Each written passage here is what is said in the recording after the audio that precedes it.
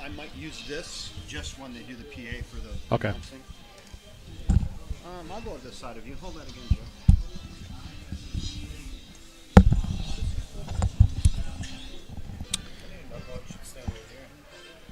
Well, good evening, everybody, and welcome. This was a pretty hard open here. Well, we're battling the rain and the elements, and kind of MacGyvered it up here in the booth. But I think we're live. Let me double check, Jeff. Feels like we are. Let's see.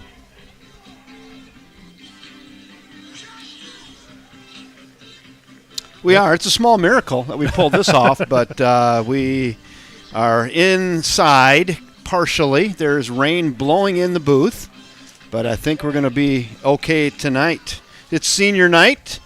This will be memorable in the fact it'll be wet. So I'm going to try to put my wireless mic on and pick up the public address announcer here in just 1 second for senior night. If not, we'll get some good video shots of it. Rob Derry, the artist on that.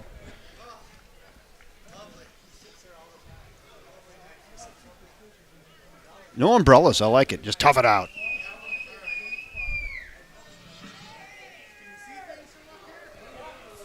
It's senior night. We're going to go to Will. Welcome aboard. It's cold and wet up here in northeast Wisconsin.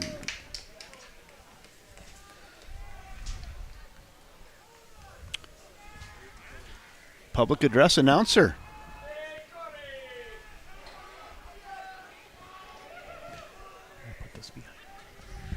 Welcome to Senior Recognition and Parent Appreciation Night. It's a bittersweet time as we say goodbye to our senior class, yet wish them well during their final year in high school.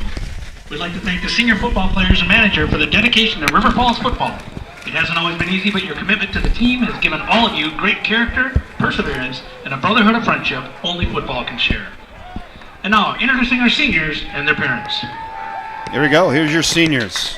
Number 0, Jonas Severson. Jonas Severson. Sean and Molly Severson. Number 1, Jacob Range. Parents, Pete and Sarah Range. Jacob Range. Nice year he's having. Number 2, Andrew Amundsen. Parents, Brian and Tessa. Andrew Amundsen. Some of the sheets underneath the Number 3, polls up Wyatt real quick. Hopeful. Parents, Jim and Cheryl Hopeful. Thank you. The hopefuls. Number 8, Cody Olson. Parents, Jeff and Carrie Olson. Cody Olson.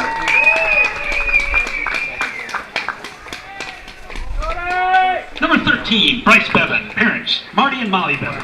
Bryce Bevan. Number 40, Landon Zepzik. Parents, Josh and Paula Zepzik. The zipper. Landon Zepzik. Number 41, Jackson Rock. Parents, Dan Rock and Ann Hensley. Jackson Rock. Chevy truck. Number 54, Lucas Johnson. Parents, Rob Shar and Nona Shar. Lucas Johnson.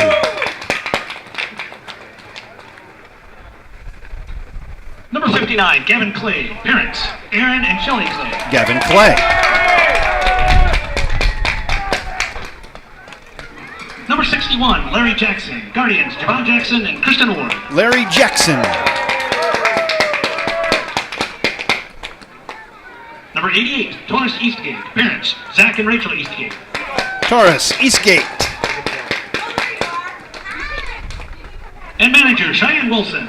Parents, Justin and Melissa Wilson. Cheyenne Wilson, team manager. Justin Wilson, he'll be glad to head up to the booth and get out of that rain. He'll be doing our production tonight. Once again, thank you. And Braden Engstrom congratulations to our senior in class. Cabo San Lucas. That was a Cancun or Cabo, one of the two. He's down there in Mexico, enjoying the heat.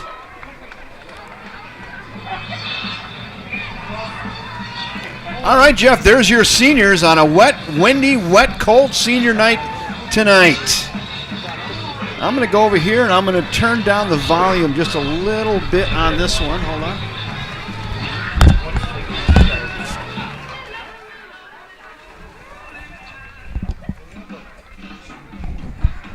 All right, Jeff, we do have a little bit of time to get into some game notes here tonight. We got 9 minutes on the clock. We've got a little bit of material. They wrapped up that senior night pretty quick, didn't they? They just kind of got after it. They did. Obviously, rough night weather-wise here tonight, so not the biggest crowd for sure that we've had all season. But we might have the biggest crowd online we've had all Yes. season, because if you're not an immediate family member, the couch and a blanket and a bowl of popcorn sound pretty good. it does, really, and we are not going to complain up here either. 'Cause No. at least we have a roof over our head here, We do. compared to the crowd out here that's braving the elements. Kevin, tonight's game's a big one. I think one of the bigger ones we've had here in a few years. Both teams fighting for their playoff lives tonight. They are. River Falls coming into tonight's game with a conference record of 3-3 in the Big Rivers, while Eau Claire North is 2-4 in the Big Rivers. The way the WIAA playoffs work is that in order to guarantee yourself a playoff spot, which starts next week Friday, you have to have a 4-3 record. So obviously the Wildcats can qualify and guarantee themselves a spot if they win tonight. The teams that end up 3-4 are put into a pool of teams, and then there's several tiebreakers in play, and you have a chance to get in if you're 3-4, but it's no guarantee. So Eau Claire North, obviously a big game for them too. They can improve their record to 3-4 if they win tonight, and they have not been in the playoffs, Kevin, since 1998. Let's say it together. So the coin flip just happened. Eau Claire North, they got the first win of the night. They won the coin flip. They deferred. They'll be kicking off, and the Wildcats will receive the ball here to start the football game. Yeah, and I would expect, given the elements tonight, it's, I don't know if you can tell from the camera angle, but there's a lot of rain tonight, and a fair amount of wind too, I would say, Kevin. So it's windy. I would say I'm going to give it 12 to 20 mile an hour wind out of the northeast, and it's an unusual wind. Look at that right there. It is. That's not snow. The artist just painting pictures already before the game even starts. So we've got towels over equipment. We've got our main equipment kind of back in the booth, but we're just fine up here, as Jeff said. We got a roof over our heads, and it's going to get a little wet, but we're going to be able to bring you good pictures tonight and bring you this Big Rivers Conference season finale here. It has kind of a playoff feel because it is probably losing, you go home. Yeah, I would certainly, obviously, for Eau Claire North it is. And if the Wildcats do lose, like I said, they would be put in that pool of 3-4 teams, and they'll be anxiously watching the television tomorrow morning at 10 a.m. to see if they got in or not. So you just kind of want to take care of business. Yep, exactly, and guarantee yourselves a spot. Slight chance the Wildcats, if they win, they would get a home game next week, but I think it's far more likely that they'll have to go on the road somewhere to play. To start off the playoffs. I would guess. Hey, welcome back up in the booth, Justin Wilson. Senior night, they kind of the quick and down and dirty version out there tonight, wasn't it? Well, you should be proud of your daughter. Cheyenne's done a great job with the team. She's a great kid. You should be a proud dad. Good. So let's talk a little bit about the players tonight who are going to be out here on this artificial turf field that's going to be wet. Jacob Range having a nice season. I want to talk a little bit about Jacob. He is. He's kind of come on, I think, over the last couple of weeks. Jacob's from throwing, he's 67 for 112 for 744 yards. He's got 7 touchdown passes this season and only 1 interception, so he's done a really nice job of taking care of the football. And Jacob's a threat to run as well, and I think he's run more, Kevin, over the last couple of weeks than he had, the middle of the season. Midway part of the season. Yeah, we kind of broached that when the week he won the Grinder Award, 3 weeks ago now, and we said, hey, you look faster, healthier tonight. He says, I am healthier tonight. He said he was a little dinged up after the first couple of games, and he said he got healthy, and that was definitely noticeable. He was a lot more fleet of feet, more elusive, and a much more athletic look to him here the last couple of games. Exactly, and I think given the weather conditions tonight, we're going to need him to run the football somewhat tonight in order to come out victorious. The Wildcats are also led by Jonas Severson. Yeah, speaking of running, so I was going to say you were just setting it up for yourself, talking about running the football. Let's move right into Jonah Severson, the touchdown machine. Yeah, he's up there in the state rankings for several different categories. He's 7th in the state in rushing yards with 1,391 yards. He's 6th in the state in touchdowns with a whopping 20 touchdowns so far this season. And I assume you're going to hear his name a lot tonight. Yeah, I would guess. Because of the weather. So look for Jonah to get the ball early and often. I would tonight. say. So when you're passing the football, you're probably going to Andrew Amundsen. 17 receptions on the season for 209 yards and a couple touchdowns. Not only receiving the ball, but he's good on kickoff returns as well. He is. Andrew's kind of the speed receiver that the Wildcats have, and he's, like you said, he's got a couple of touchdowns this season. They look for him short, and he's also probably their deep threat. Eli Johnson's the other big threat that the Wildcats like to utilize. He's also come on over the last couple of weeks. 5 touchdown receptions so far this season for Eli, and he's become a nationally recruited football player, only a junior for River Falls. Yeah, last week he had a real nice, about a 35, 40-yard touchdown reception. Jacob Range hit him right on stride, and nice touchdown catch by Eli last week. Yeah, was it last week? Last week. Yeah, first drive of the game. That was it. That was the highlight. Yeah. We thought, here we go. And then after that, it kind of went downhill a little bit. Rough after that, yeah. Yep, for sure. Defensively, Wildcats have been led this year by Lucas Johnson. He's their leading tackler, the senior. We just saw him out during the senior night introductions. Mm-hmm. He has 81 tackles this season. He's aided by Lincoln McCarty, who only a junior, number 58. You'll see his name called a lot. He leads the team in tackles for losses with 9. And then in the secondary, Preston Johnson, the junior, he leads the team in interceptions with 3. So I don't know how much North will be throwing the ball tonight, but they are not afraid to put the ball in the air. So and they have 2 quarterbacks. Let's move on to Eau Claire North. They've got a junior and a sophomore quarterback. Looks like Peyton McCracken gets most of the work, but sophomore quarterback Zach Shipman also gets a few snaps. Yeah, Zach Shipman, we'll start with him first. He's more of their Wildcat type quarterback. He actually has 48 carries for 202 yards and 3 touchdowns this year, but he'll throw the ball as well. He's got 28 passes this year and for 132 yards. But McCracken is their main guy at quarterback. He's only a junior.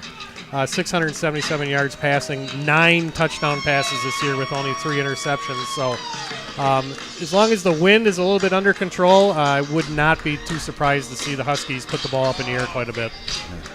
Wildcats coming out of the gate down there on the far side. Just, as you can see, that's one of our other cameras right there, just in the corner of your screen. Not terrible. They'll come out. Here they come. Coming out from behind the curtain. Here come your Wildcats. Game 9. Season finale here at David Smith Stadium at Raymer Field. All jacked up. Good to see it. Hey, I got to say hello to Chris LaSalle. He said it's raining high school football games all over the state. He said he's watching from De Pere. He says it's raining there too. He's watching our broadcast from De Pere. Says and the Bayport game. Said so. Good luck, Wildcats. Well, thank you, Chris. Thanks for tuning in and checking us out. Yeah, that's one of the bigger games in the state tonight. The West De Pere Bayport game. Those some quality football teams out in that part of the state. Speaking of big games, there's a big one in the Big Rivers Conference tonight. We're going to have that on our score ticker tonight. We'll try to keep you updated a little bit, but there it is. Hudson and New Richmond over in New Richmond. Yeah, both very good football teams. Yep, absolutely. Both teams are undefeated in the Big Rivers Conference with 6-0 records, so the winner obviously will be the outright champion of the Big Rivers Conference this year, and I would assume both teams will get very high seeds in the sectionals that they're in. Hudson will be a Division I team, and New Richmond will likely be a Division II team.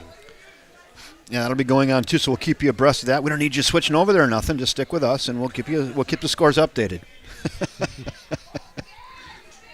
We're on top of it. I think that's the only game we'll follow tonight. Yeah, since, that's the big one, right? That's the one that matters. Yeah, yep, absolutely. Yes. Hope we got you boxed in here, Rob. A lot of cords running through the gear. So just awaiting the national anthem, 10 seconds on the clock. One player I just want to point out real quick before the national anthem. Yeah. Second leading rusher in the conference will be out in the field tonight for Eau Claire North. That's Cam Olson. He has 826 rushing yards and 3 touchdowns. You may remember him from last year's game. He had well over 100 yards last year against the Wildcats, and they really had a hard time containing him. So look to see his name called early and often as well tonight. All right, we'll be looking for him. Justin, I have this mic, the field mic, on 4 over there. Foster the spirit of good sportsmanship by appreciating the efforts of both teams, the coaches, and the officials. I'll probably go in and out with it because it's kind of windy. Also, please be reminded that state law prohibits the use of tobacco products in an area used by public schools. Dang it! I was gonna leave my no-filter Camels at home again. And now to honor America and those defending our freedom. We ask those who are able to do so, please stand, remove your hats, place your hand over your hearts for the playing of our national anthem. All right, here we go. National anthem. Let's honor America.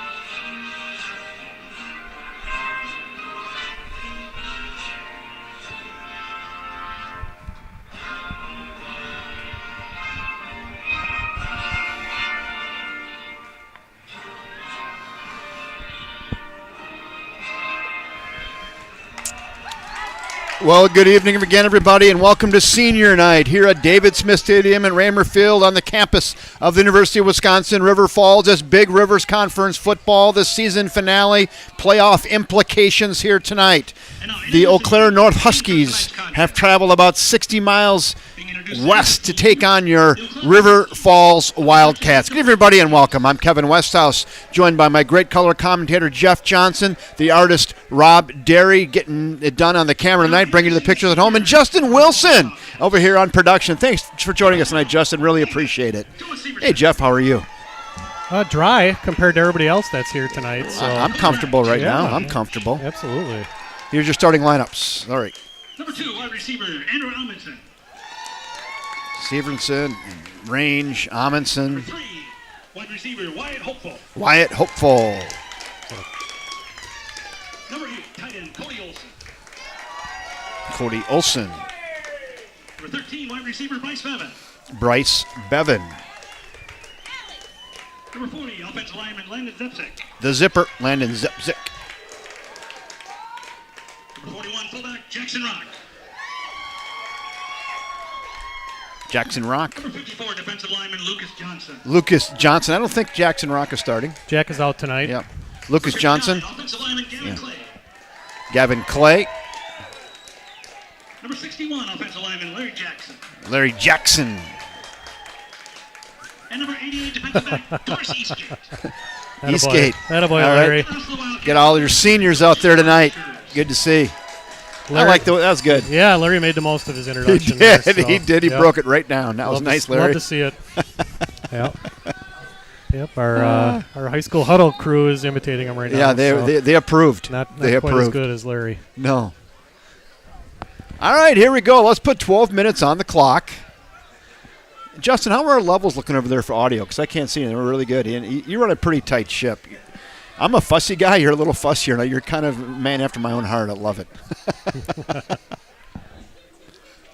All right, 12 minutes on the clock. Wind is blowing kind of across the field tonight. What I mean by that is if you're looking at your screen, it's coming from the corner of the left end zone, the far corner, and blowing right at us. So kind of coming across. One could argue the wind is blowing a little bit from left to right, but not really. It's coming more out of the east-northeast. It is turning more north, though, as time goes on. So maybe by the end of the game, it'll be coming out of the north. Yeah, probably not ideal for the River Falls parents that are sitting in front of us because it's kind of blowing right at them. But yeah. hearty crowd here tonight, making some noise. So who do we have kicking off for Eau Claire North? I can't see a number yet. I think there's a 7 in it. Kicking off to start the game. For the Huskies, number 17, Aaron Solberg. There it is. See, 17. Aaron Solberg will be kicking off. 32, Charlie Lesh. Charlie Lesh back deep, along with Andrew Amundsen on the far side. Solberg's got the thing teed up. Let's see if he can keep it on the tee. Cowbells are ringing, and we're underway. Oh, low squib kick. Fielded by the up back. I was out to the 30, 35. Good hard run right there, all the way out to the 38-yard line. That was Tara Savage with the return. So let's talk a little bit about Tara Savage. She's getting a lot of time at running back on the JV team. He ran for almost 300 yards last Monday. That's not bad. That's not bad. 300 yards. I think he had like 285. At the 38-yard line. So he gets some varsity time. Yeah, and it's not like they didn't know it was coming either, because he had a ton of carries and he was still able to do that. And he's done a nice job in some limited duty here at the varsity level as well. My buddy Tim Jackson from North Carolina's on. Good to know you're on. Yeah, it's cold, wet, and windy tonight, Tim. 45 degrees and a sideways rain. Here we go. Jacob Range under center. Handed off. Oh, ball's already on the ground. Wet ball. Get on it. And they lose the fumble right away. He was going to try to pick it up. And right away, wet football. And Wildcats turn it over on the first play of the game due to wet weather. Can't imagine a worse start for the Wildcats. No, fumble on the first snap. That would rank up there pretty high as a bad start. Yep, especially deep in your own territory. And it's going to put a lot of pressure on the Wildcat defense, who's honestly had their struggles a little bit this season. They had a difficult time stopping Menominee last week, and they'll be pressed into duty immediately and see if they can get a big stop and change momentum here. So Peyton McCracken will be the quarterback for the Eau Claire North Huskies. They got the ball on the 30-yard line. Good setup for them after the initial turnover. I bet that won't be the first turnover tonight. Hand it off. Run to the outside. Oh, nice tackle. Jacob Range lowering the shoulder on Cam Olson, the 5'8", 200-pound senior. Yeah, probably a good chance to point out some changes the Wildcat defense has made tonight. Jacob, we have not seen a lot on defense tonight, but he'll be playing safety tonight along with Preston Johnson. Jack Rock is out tonight. Logan Gore is out tonight. So some different players in some different positions tonight. Jonas Severson, I see, is out there as well right now. McCracken, shotgun pistol formation, handed off again to Cam Olson. Tries to bounce to the outside, but the Wildcats, great pursuit, and once again, Jacob Range in on the initial hit there. With a couple other Wildcats. I only got one number. What else did you see there, Jeff? No, it was Jacob with the initial contact for sure. Made the first 2 tackles of the game so far, and so far the Wildcats doing a much better job of controlling Olson than they did in last year's game when he kind of ran wild in the first half. So I got to know, the quarterback is Zach Shipman. Could that be? Number 11, not 10. It is 11, not 10. So I went right down on my bingo card and saw a 1-0. Wow. Okay. All right. Sorry about that. Shipman hands it off up the middle. Oh, another nice stick. Nice. Lucas Johnson hit him low. Landon Zepsik hit him high. And it'll be short of the yard to gain. It's 4th and 4. I'm going to say they're going to go for it here. So I apologize to the Shipman family. Peyton McCracken's kind of been their guy, and now Zach Shipman, he wears 11 and not 10. And I just saw the one and the other one kind of sideways and assumed it was Peyton McCracken, so my bad. Shipman only a sophomore. Shipman, pistol formation again, trying to get the Wildcats to draw offside. Now he's going to roll it to the right, looking for a gap. Met, though, by a host of Wildcats. And they're going to hold. And Jacob Range in on another tackle. That's the 3rd tackle on that series for Jacob Range. Yeah, Jacob with the initial tackle there, and Lincoln McCarty helped him out. And that's just a great stand by the Wildcat defense after they're on their heels a little bit after the fumble. The reconnaissance from Eau Claire is Shipman's a sophomore, a big super athletic kid. So he looked good on that series. Just stopped by an aggressive defense by the Wildcats. And the Wildcats turn it over, but they hold, and they'll take the ball back over on the 23-yard line. Range, after making 3 tackles, hands it off to Severson, is cutting up the middle, works it forward for 4. Yeah, Jacob kind of made up for his fumbled, didn't he? He did. He decided to take everything into his own hands there and made 3 of the 4 tackles. And he looked a little irked. He just laid the lumber 3 times out of 4. Right. I'd put him on the grinder list early. He's already won it this year, but it's a rainy, cold night. I think we throw out all the record books tonight. We got 2 to give away tonight. Severson again following his blockers, bounces it to the outside. Really nice block by Cody Olson, and then a red flag came in from all the way across the field. That's an interesting color flag. Did you see that? Yeah, I did. Don't think I've seen a red flag before, but I've seen one on our broadcast. We've got one that's like challenge flag, but you can see it up there in our thing. It's in the upper left corner. I got a graphic for a red challenge flag. We haven't thrown that all year. Holding on the Wildcats. Is that for like Cancer Awareness Month or something? Maybe, I don't know. It could be. Yeah, it's it is. It is pink. Yeah, it is. Yep, there right. you go. Mm-hmm. It's a blaze pink. Must be. So the holding call will negate that. They'll move it back to the 18-yard line. It'll be 2nd and 15, 16. Rain still blowing sideways.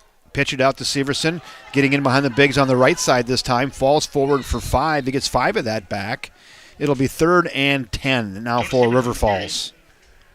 Yeah, pretty good job that time running behind his fullback, Cody Olson, number 8. He was in at fullback for that play, and decent gain. Make it a little bit more manageable 3rd down here. So 40 is Zipsick. 40 is Zepsic. Yeah, yep. He just came into the game. Speaking of Zepsic, hello, Grandma DeBryan. Tanner's grandmother and our millionth viewer. 3rd down and almost 10. Keeper, range, trying to get to the outside, but Eau Claire North stayed in their lane really well there, strung it out, and he's going to be short. It'll be 4th and 6. Probably punt time for River Falls. Looks like a really good job by Eau Claire North of staying in their lane on defense and not over pursuing, and held Jacob to a limited amount of yardage and punt time for the Wildcats. Man, defense right out of the chute, huh? Both teams. Both teams, yeah. The Wildcats have not been held a lot this year. Usually when they possess the ball, unless they turn it over, they're moving it right down the field. Kick is away into the wind. Wind blows it left or blows it towards us, and not a terrible kick into the wind about 30 yards. Wildcats got a pretty good spot there, I think.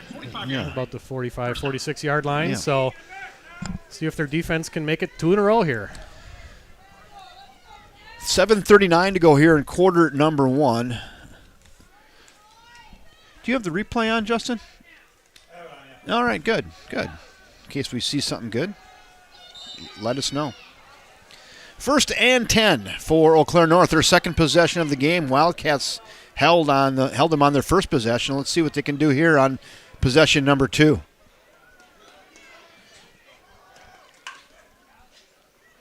Hand it off. Bounces it to the outside. Gains 5. Does Cam Olson. Zach Shipman back in the game at quarterback for Eau Claire North. Preston Johnson making the tackle from the safety position there. 4 to the 50-yard line. 2nd and 6. 2nd down and 6. Yeah, I'm with you, Jeff. A few different faces on defense tonight, huh? A few different numbers. Yeah, there are, and that's primarily the result of the injuries. Yeah, we have Jonah right now at left defensive end. Eli at right defensive end. 2 good athletes, huh? Handoff up the middle. Olson bouncing it around. Moves forward. And, boy, the Wildcats came to tackle tonight. Lucas Johnson on the stuff there. It'll be 3rd and 3.5. Yeah, Lucas will get quite a bit of action tonight given the Huskies' propensity to run the football. Doing a great job so far tonight at the line of scrimmage. 3rd and 3.5. If the Wildcats can get stiff here, I don't know if it's 4-down territory from here or not. Close.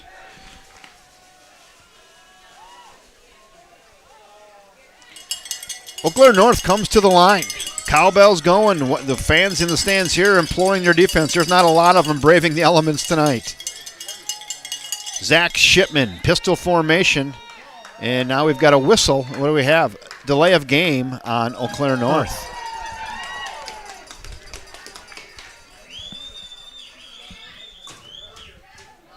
That's bad. That was a terrible shot. Yeah, that changes everything for Eau Claire North for sure. They were in a position there where they could have either run it or thrown it, and I'm guessing now it's certainly would appear to be a passing situation. Wind the clock. Let's go. 3rd and 8. Zach Shipman shuttling the play in from the sidelines for the Eau Claire North Huskies.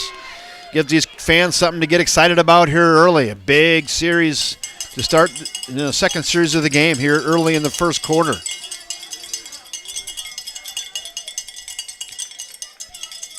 Shipman barking out the signals. He's back to pass, looking down the field. Rainbow got a nice spiral on that, little separation, and just off the fingertips of Travian Johnson, the 6'2", 180-pound senior. Nice thrown ball. Boy, the Wildcats caught a huge break right there because he put it right on the receiver's hands. And obviously the ball's wet and certainly tough to catch tonight, but that's a big break because that could have been 6. I was impressed of how well he threw that wet football in this wind. That was a really nice thrown ball. Wildcats have 2 receivers back to return. It's Amundsen and Preston Johnson. Tommy Perkins, I believe, is the punter. I think I saw 34. Punt is away. Fielded by Johnson, and he fair caught that at the 15. That was Tommy Perkins. And nice job by Preston Johnson fielding that one. Again, those are tricky in the wind, huh, Jeff? Yeah, I got a little nervous watching him do that, so I'm not going to lie. Kind of over-the-shoulder type catch, but understandable. All right, so far this game has been all defense. Let's see if someone can break through here. Yeah, North could not capitalize on the only turnover of the game, which is that first play fumble, and see what the Wildcats can do here on offense. Pitch it out to Severson, following blockers. He gets low. He's running hard. Gains 7 on the play. It'll be 2nd and 3. I think yards will be a little tougher to come by tonight for River Falls. Eau Claire North has been noted to have a pretty good run defense, and so far tonight that has shown through. Iron Ridge, Wisconsin representing tonight. The Newland family watching Sam Simpson. Welcome aboard. They'll be running behind that big unit a few times, I'm sure. Severson again. He's slicing, he's dicing, he's spinning, he gets up in there. He's close to first down yardage. Looks like a pretty generous spot. He's going to be close, Jeff. Yeah, really good tackle by number 7, Cade Johnson. He's a 6 foot, 185-pound senior. Kind of stood Jonah up and right at the line of scrimmage or a little bit beyond it. And it'll be 3rd and a foot. Short. 3rd and a foot. They didn't really spot that where the line judges were, and they marked it, I think, where he did go down. 3rd and a foot. Under center's range is going to push it forward. Little tush push there. He breaks through. Still going. And almost broke that. He was one shoestring tackle away from taking that to the house, and we have another flag on the play. That was a late flag. That was a really late flag. Let's see. On the far sideline over there. I'm not sure I'm a fan of the pink flag. I can get used to it, but they're not as noticeable. No. Dead ball foul, unsportsmanlike conduct, sideline warning on Eau Claire North. Okay. So there, hence the late flag, and on the sidelines over there, something was going on in the far sidelines with that line judge. And I guess they didn't do a sideline warning. They just penalized them. Yeah, that puts the ball right at midfield. So that's 15-yard penalty. That's a huge penalty. Yeah, usually, Kevin, like you said, you get a warning. Right. And maybe he already did, and we just missed it. Yeah, there might have been a lot of verbal warnings, like, one more time, we're going to throw the flag on you, and then there it was. So the Wildcats now at midfield. Under center's range, pitch it out to Severson again. Left side, runs it hard forward, gets 7, 8 more. I think he's got 8 there. It'll be 2nd down and 2. It's probably Jonah's best run of the day so far, getting into the secondary a little bit. Hopefully soften up that defense some. Good job by the Wildcat offensive line opening a hole for him. 2nd and 2. 3:54, 3:53 to go here in quarter number 1. Jacob Range under center again. How about they run that same play? Severson cuts it back. Stiff arming, moving forward. Another 10 yards for Jonah Severson and a Wildcat first down. Jonah carried Maddox Gertz that play for about the last 4 or 5 yards of the play. First and 10, Wildcats. Hey, Leroy Larson, he says, thanks for bringing us the game through the elements so us chickens at home can enjoy the game. We're at a good-sized crowd so far, Kevin, aren't we, for viewers? Right. I mean, everybody's elected to get under the Afghan. Severson again. Second. Severson's into the outside. He's got the 25, the 20, 15, 10. Looking for the pylon. He won't quite get there down to the 5. Jonah Severson with a 25-yard scamper down to the 5-yard line. He had eyes of end zone, and then a good touchdown-saving tackle there by an Eau Claire North defensive back to bring him down to the 5. Yeah, that's a heck of a tackle that time by Croy Lindman, the 5'11", 160-pound defensive back, and it was just him and Jonah, and he went low and was able to keep him out of the end zone for now. For now. Give the folks at home something to cheer about. How about right up the middle, off the right side, Severson, touchdown number 21. Jonah Severson. Wildcats are on the board. Jonah barely touched that time. Simple play that the Wildcats have gone to many, many times this season with great success, and another touchdown for Jonah Severson. 21 touchdowns. Like you said, kind of top shelf here in the state of Wisconsin for touchdowns scored by running backs. So do you know what the number 1 is for touchdowns scored? We'll work on that here. We'll work on it. Okay. It holds down. The kick is up, and Carafel bangs it through into a stiff, cold wind. The freshman puts another one on the board for the River Falls Wildcats. So with 2:59 to go here in quarter number 1, the Wildcats drive about 70 yards and put a 7 spot on the board, and they lead the Eau Claire North Huskies by a score of 7-0. Nice to see Gavin converting that extra point right there, Kevin, and also nice to see Gavin wearing the hoodie. The hoodie. He's got the kicker hoodie. The James Jones hoodie that he's got on. You know, there's not many people that can get away with wearing a hoodie, but you give the kicker a break. No, the kicker can. Gavin can do that. He can do it. Yep. He can do like it. to see it.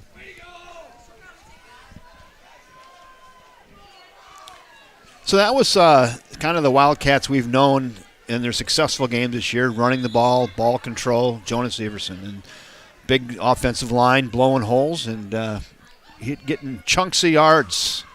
Fun to watch when they can get that going. He is. Jonah again, looking a little bit more spry and healthy over the last couple of weeks of the season too. He's dealt with some injuries throughout the year and seems to be rounding into form here as we hopefully are headed into the playoffs next week. Is this number 5 here on the near side? Yes. Ty Schaff. I can't see who's on the far side. Might be Travian Johnson, 1. Yep, I believe you're right. So Travian Johnson, far side. Ty Schaff here on the near side, deep. I'm going to doubt they're going to get the ball that deep into this wind. Jack Silloway doing the kicking for the Wildcats. Silloway kicks it away, low squib kick, touched and fielded by the up back. He says, I'm good right here. I'm just going to get on that, and he's down at the 32-yard line. That was number 9, Mr. Brady Jensen, who got on that for Eau Claire North.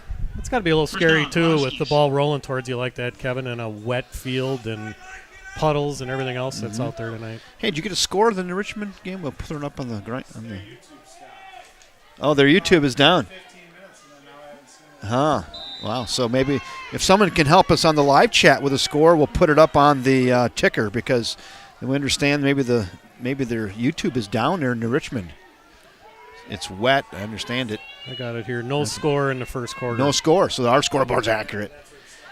Handed off. There goes Cam Olson, slicing, dicing, and taken down by 4 or 5 Wildcats. Number 44, Riley Huskard. He wants credit for that tackle. Came out of that pile all jacked up. He says, that's all me. Force. Put me down for 1. He's got his hand up. He earned it. He earned it. I got the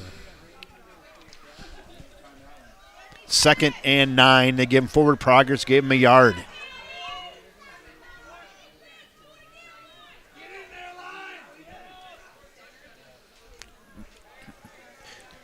Receiver and tight end in motion for Eau Claire North.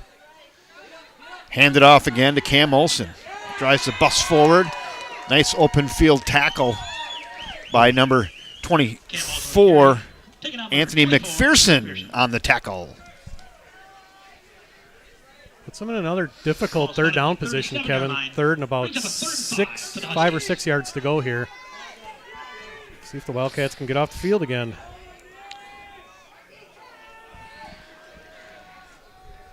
Third and 5. Minute 40, minute 39, minute 38 to go here in Q1.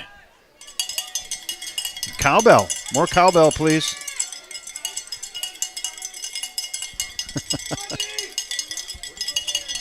All right, we got one fan ready to go. Hand it off to Olsen again, but not before a whistle. And what do we have? Timeout, Eau Claire North. Hey, that might give us 1 second during this timeout to go thank our sponsor, First National Bank of River Falls. Justin, you're running the show over there. There you go. First National Bank of River Falls is a proud sponsor of River Falls High School. We've been sponsoring River Falls High School athletics for over 50 years. We're proud to support area students, student athletes, and educators within our schools. Together, we are building a better community, one child at a time. Thank you, Jeff Johnson, et al. Down at the First National Bank of River Falls. Proud sponsors of everything Wildcat Sport right here on the River Falls Sports YouTube network. Did I see again today the feds are hinting at maybe another rate hike? Yeah, that's super. That's just fantastic. Super. Yeah, that'll help the housing market for sure. Oh yeah, for sure. Yep. I drove up on Highview Meadows today. There's a lot of nice houses up there. A lot of nice ones being built, and I'm like, who can afford this now at 8% rate? Exactly. Hopefully somebody. 3rd and 5. Let's go. Wildcat fans on the edge of their seats here on the near side. Shipman. Back to pass. Still looking. And he's just got to throw it away into the 19th row. And out of bounds. Good safe play there by Shipman. And the Wildcats will hold again. Punt time for Eau Claire North. Yeah, Shipman was looking for Brady Jensen, the tight end, who kind of came out into the flat there. And good job by the Wildcats secondary covering him up and had to force the throwaway.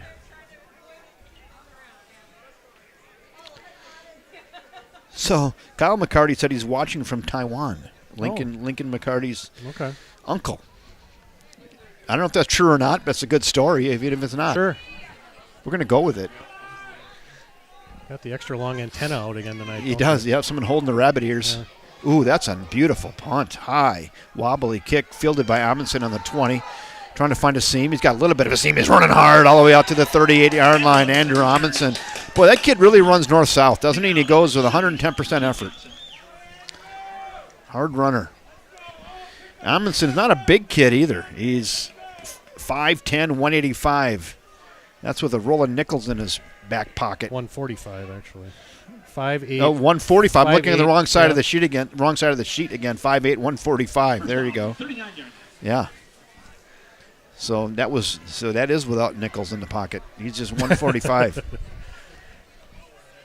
Amundsen right back out there as the sole receiver on the far side. He's loose after running that one back. Severson under center.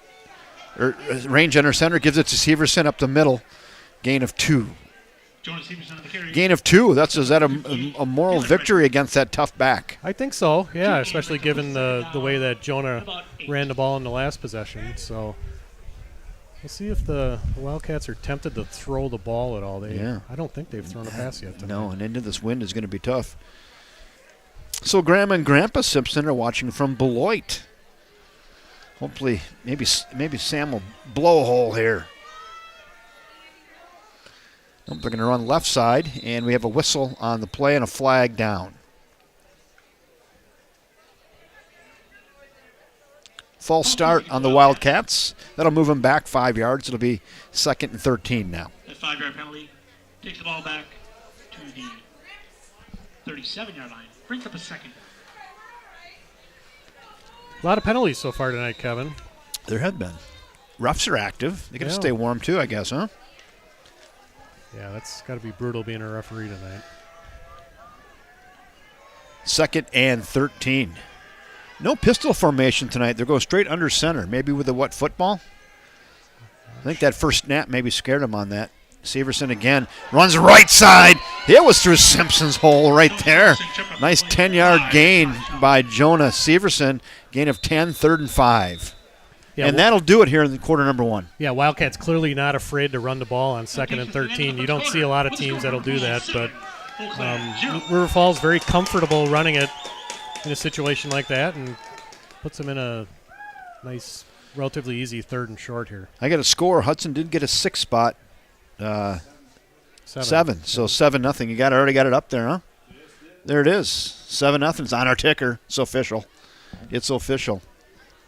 Hey, speaking of fun stuff, Justin, throw up the man up. So we've been kind of holding off on this all season, but so for 3 straight years, the River Falls Sports Broadcasting started a little side organization we've called Man Up. We were inspired by the power of 100 women, and we said, hey, what are us men doing? So we've got together the last 3 years. We've had over 100 men each year donate $100 each, been giving it away to nonprofits in River Falls. So over $30,000 we've raised over the last 3 years. This year, our foundations are the Fire Eisen Foundation with JP Fire Eisen helping disabled kids in River Falls, and the Sunshine Fund are going to be our 2 recipients. We'll come back to that later. But there's your Venmo. If you're the one in the Man Up organization, $100, and you can be part of that. We're trying to raise $10,000 again this year for the Fire Eisen Foundation and the River Falls Sunshine Club. A couple of wonderful causes that do a lot of good in our communities. Yep. Yeah, JP, now he's, being a Major League Baseball player, he's got a format and a place to get the word out as well, and we want to partner with him, and he'll do a lot of great things in our community, and we give him a little seed money to get his organization going. Hopefully JP's somewhere warmer right now. He's at a wedding, I think, in Kentucky, Oh, okay. Yeah. 3rd and 5. And now we got another false start on Amundsen. He just got himself leaning forward a little bit. Maybe that wind got him in the back and pushed him forward, but he just got leaning and he couldn't stop, and it'll be now 3rd and 10. Yeah, there's a little bit of movement on the defensive line for Eau Claire North, and I think that might have duped Andrew into moving a little bit there and puts him in a 3rd and long here. Now with the wind kind of at their back, again, it's kind of coming across the field diagonally. You could argue it's kind of at their back if you're sailing, and maybe they'll have to go upstairs with it here. We'll see. 3rd and 10. Range. Nope. How about right up the middle to Severson? Nice tackle up the middle, though. Gain's only 4. It'll be 4th and 6. I think they're going to punt here, Jeff. I think so, too. Number 58, Taylor Frederick. He's the Huskies' leading tackler on the stop there for North. And big stop for Eau Claire North. They certainly don't want to play from 2 touchdowns behind at this point. No. Oh, we need personnel. Missing somebody. A couple of guys. It's never good when you have to pull them off the water cooler. No. That's Ryder Ergens and Taurus Eastgate. 4th and 6. Wobbly kick, but it gets in the wind. Thing took off, See where but it that's had it went out of spotted. bounds. Yeah. And all the way down to the 20-yard line. So it ended up being a really good kick. It's a 30, 40-yard, so 40-yard, 42-yard punt, kind of in the wind. About the 25-yard line. And it'll First down for Eau Claire. 1st and 10 on the, I thought he said 20. Yeah, and then he kept moving forward. Oh, I on think the 25. That was a little closer to normal, Yeah. or where it should have been. Didn't Hudson leads New Richmond 15-0 now in the second quarter. I believe. At New Richmond. Yep. Right on the ticker. Keeping you abreast. Justin Wilson over there doing their production tonight. Okay. 2 men in motion, a receiver and a tight end. Maybe a double tight end set. Pistol formation. Keeper taking it to the far side. There goes Zach Shipman, and Zach Shipman is going nowhere. He's going for a loss of 2. That was Eli Johnson, the big junior, And with the tackle and there. Preston Johnson on mop-up duty. Yeah, we do have the Hudson to Richmond game on here in the booth now, everybody, so Yeah. we're able to keep track of that live. Appreciate that, though, Nate, for helping us out. 2nd and 12. Wildcat defense in hot pursuit tonight. Yeah, they're playing much better so far tonight. Aggressive. A little more bounce in their step. Again, more whistles what do you and know? more flags. Dead ball foul, false start on the offense. That'll move them back 5. It'll be 2nd and 17.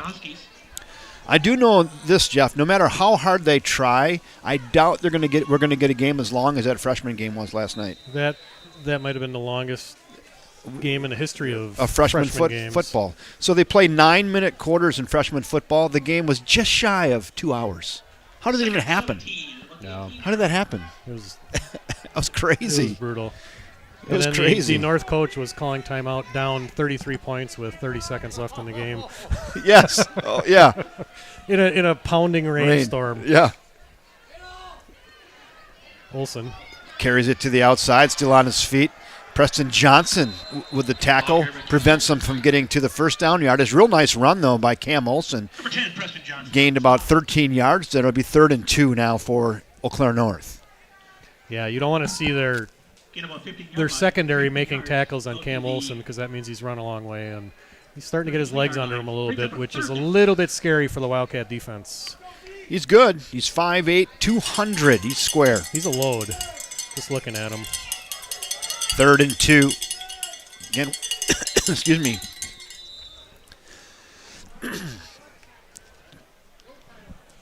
Timeout, Oak Cliff. I had to get some on the pipes here.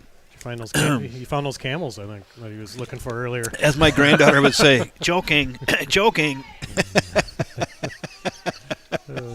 I'll see you. All right, we have a timeout on the field. We got time for a quick commercial. Why don't we go ahead and thank our sponsor, First National Bank of River Falls.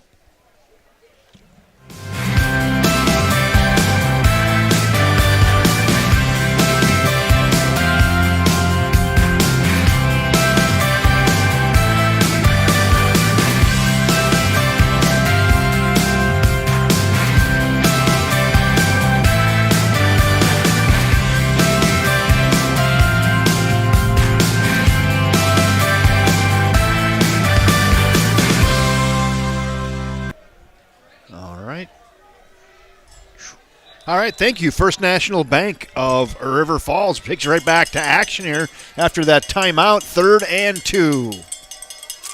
See if the Wildcats can get big again on defense. Shipman, little mix-up. He's in big trouble, and he'll lose 5 yards on the play. Little mix-up in the backfield. I don't know if it was going to be a fake handoff, and Cam Olsen really didn't want the ball. Shipman's like, oh, I have to take the ball, and then it was a lot of blue jerseys on pursuit, and they got him for a 5-yard loss. It'll be 4th and close to 7, and it's punt time now for Eau Claire North. Not sure what happened there, Kevin, if he snapped it too early and everybody wasn't ready or what the deal was. That was but out of sync. 34, Tommy Perkins. the Wildcat defense did a nice job capitalizing, and we'll get the ball back. Low kick into the wind, hits on. Get on it. There you go. Nice safe play, Amundsen. Ball hit just on the Eau Claire North side of the 50 and took a strange hop. Amundsen got a hand on it, and then he's like, that thing's still rolling around on the carpet. I better get on it, and he did. And safe play. It'll be 1st and 10 Wildcats from their own 39. A couple more shout-outs here. Nancy Rock. She's hoping that Jackson will be able to play by the playoff time, rooting on the Wildcats. Brian Bear family's watching the game tonight. And Scott Mann, welcome aboard. He's watching again from southeastern Tennessee. All over the country tonight. Tuned in to River Falls Wildcat football. Here we go, 1st and 10. How about more whistles and more flags? That's the theme. How about a dead ball false start? Is that the 4th or 5th one tonight if you combine both teams? Yeah, at least. Kevin, I do have some first quarter stats. Jonas Severson, if my math is right, adding these up quickly, has 78 yards rushing on 10 carries. Jacob Range with 14 yards rushing and no passes. We'll go back and thank our son, Globitz and Sons after the next series for bringing us the stats. Pitch it to Severson, goes right side, cuts it back up through there, he gets to 50, it's a foot race! 30, 25, 20, 10-0! Touchdown saving tackle by number 99, Noah Penninger for Eau Claire North. Boy, I thought he had it, he thought he had it, and just got the shoestring down there at the 10. Do we got a replay on that? All right, let's go back. Let's go back and take a look at that again right now. Here it is. They come to the line. He got through that first front, and then it was off to the races for Jonah. Good seal block right there. And boom, look at the kid go. Just picking him up and laying him down. And a nice saving tackle at the end.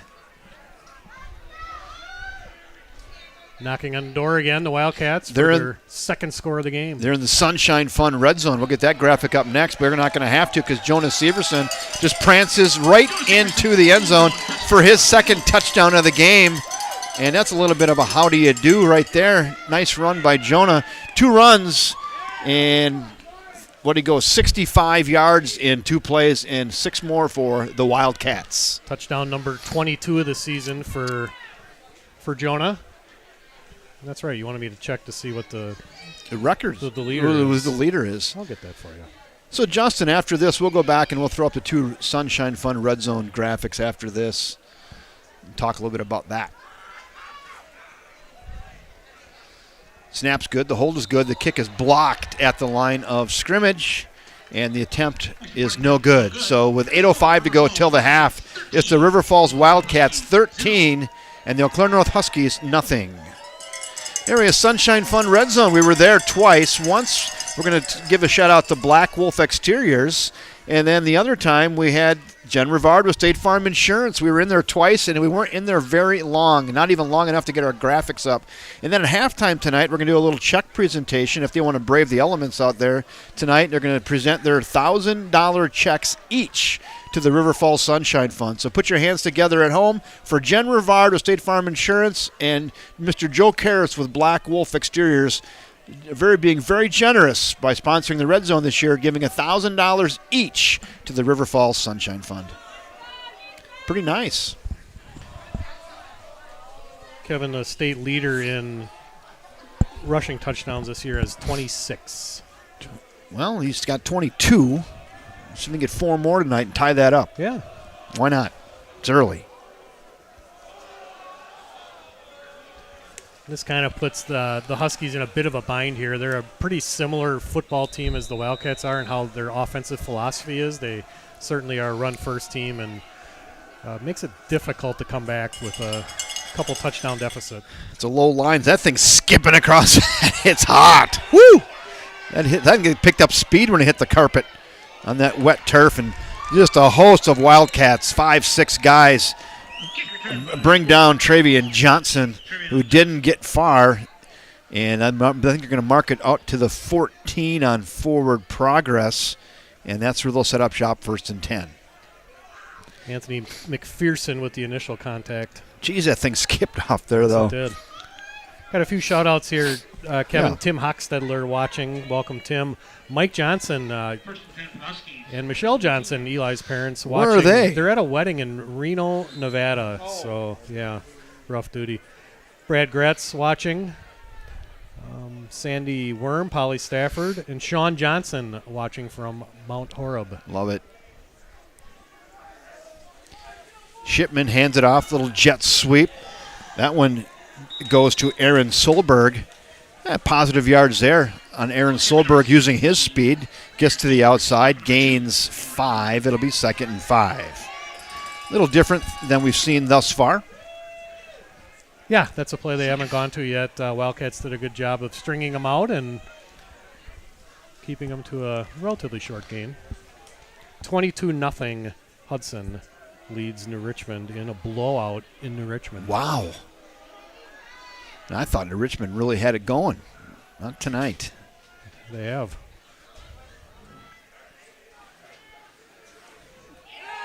Rolling out to his right is Shipman. Little pass in the flat on the far side is completed, but not a huge gain. That was to Brady Jensen over there. Jensen got open, got it on him.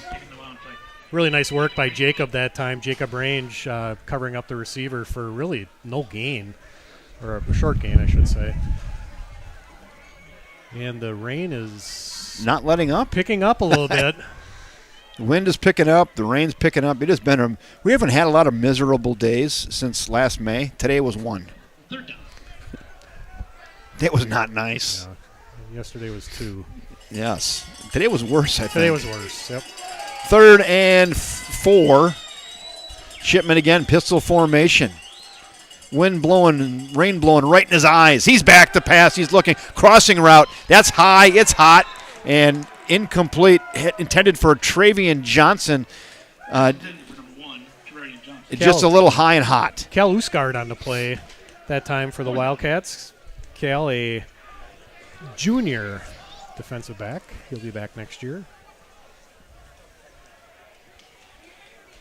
4th down and 4. Punt time again for Eau Claire North. Kelly Perkins on the punt for the Huskies. Back to receive for the Wildcats. Number 2, Andrew Amundsen, and number 10, Preston Johnson and Amundsen back deep, standing on their own 50. Kick is away. Good kick into the wind. Knuckleball now. Ugh. Johnson's going to have to get on that, and the ball's still whoop, whoop, whoop, whoop, whoop. And I think nice job by number 16, Cal Uskar, to finally come up with that football. Wet peg right there, huh? Tricky. The ball's wet, the carpet's wet, your hands are wet, and the Wildcats somehow came up with that football. Fortunate. Yeah, very fortunate. That could have been a bit of a disaster there for the Wildcats, but that ball, I think about 5 or 6 guys had a shot at it. Cheryl Lorentzen cheering on from Franklin, Tennessee. I hear that's a nice spot, Franklin, Tennessee.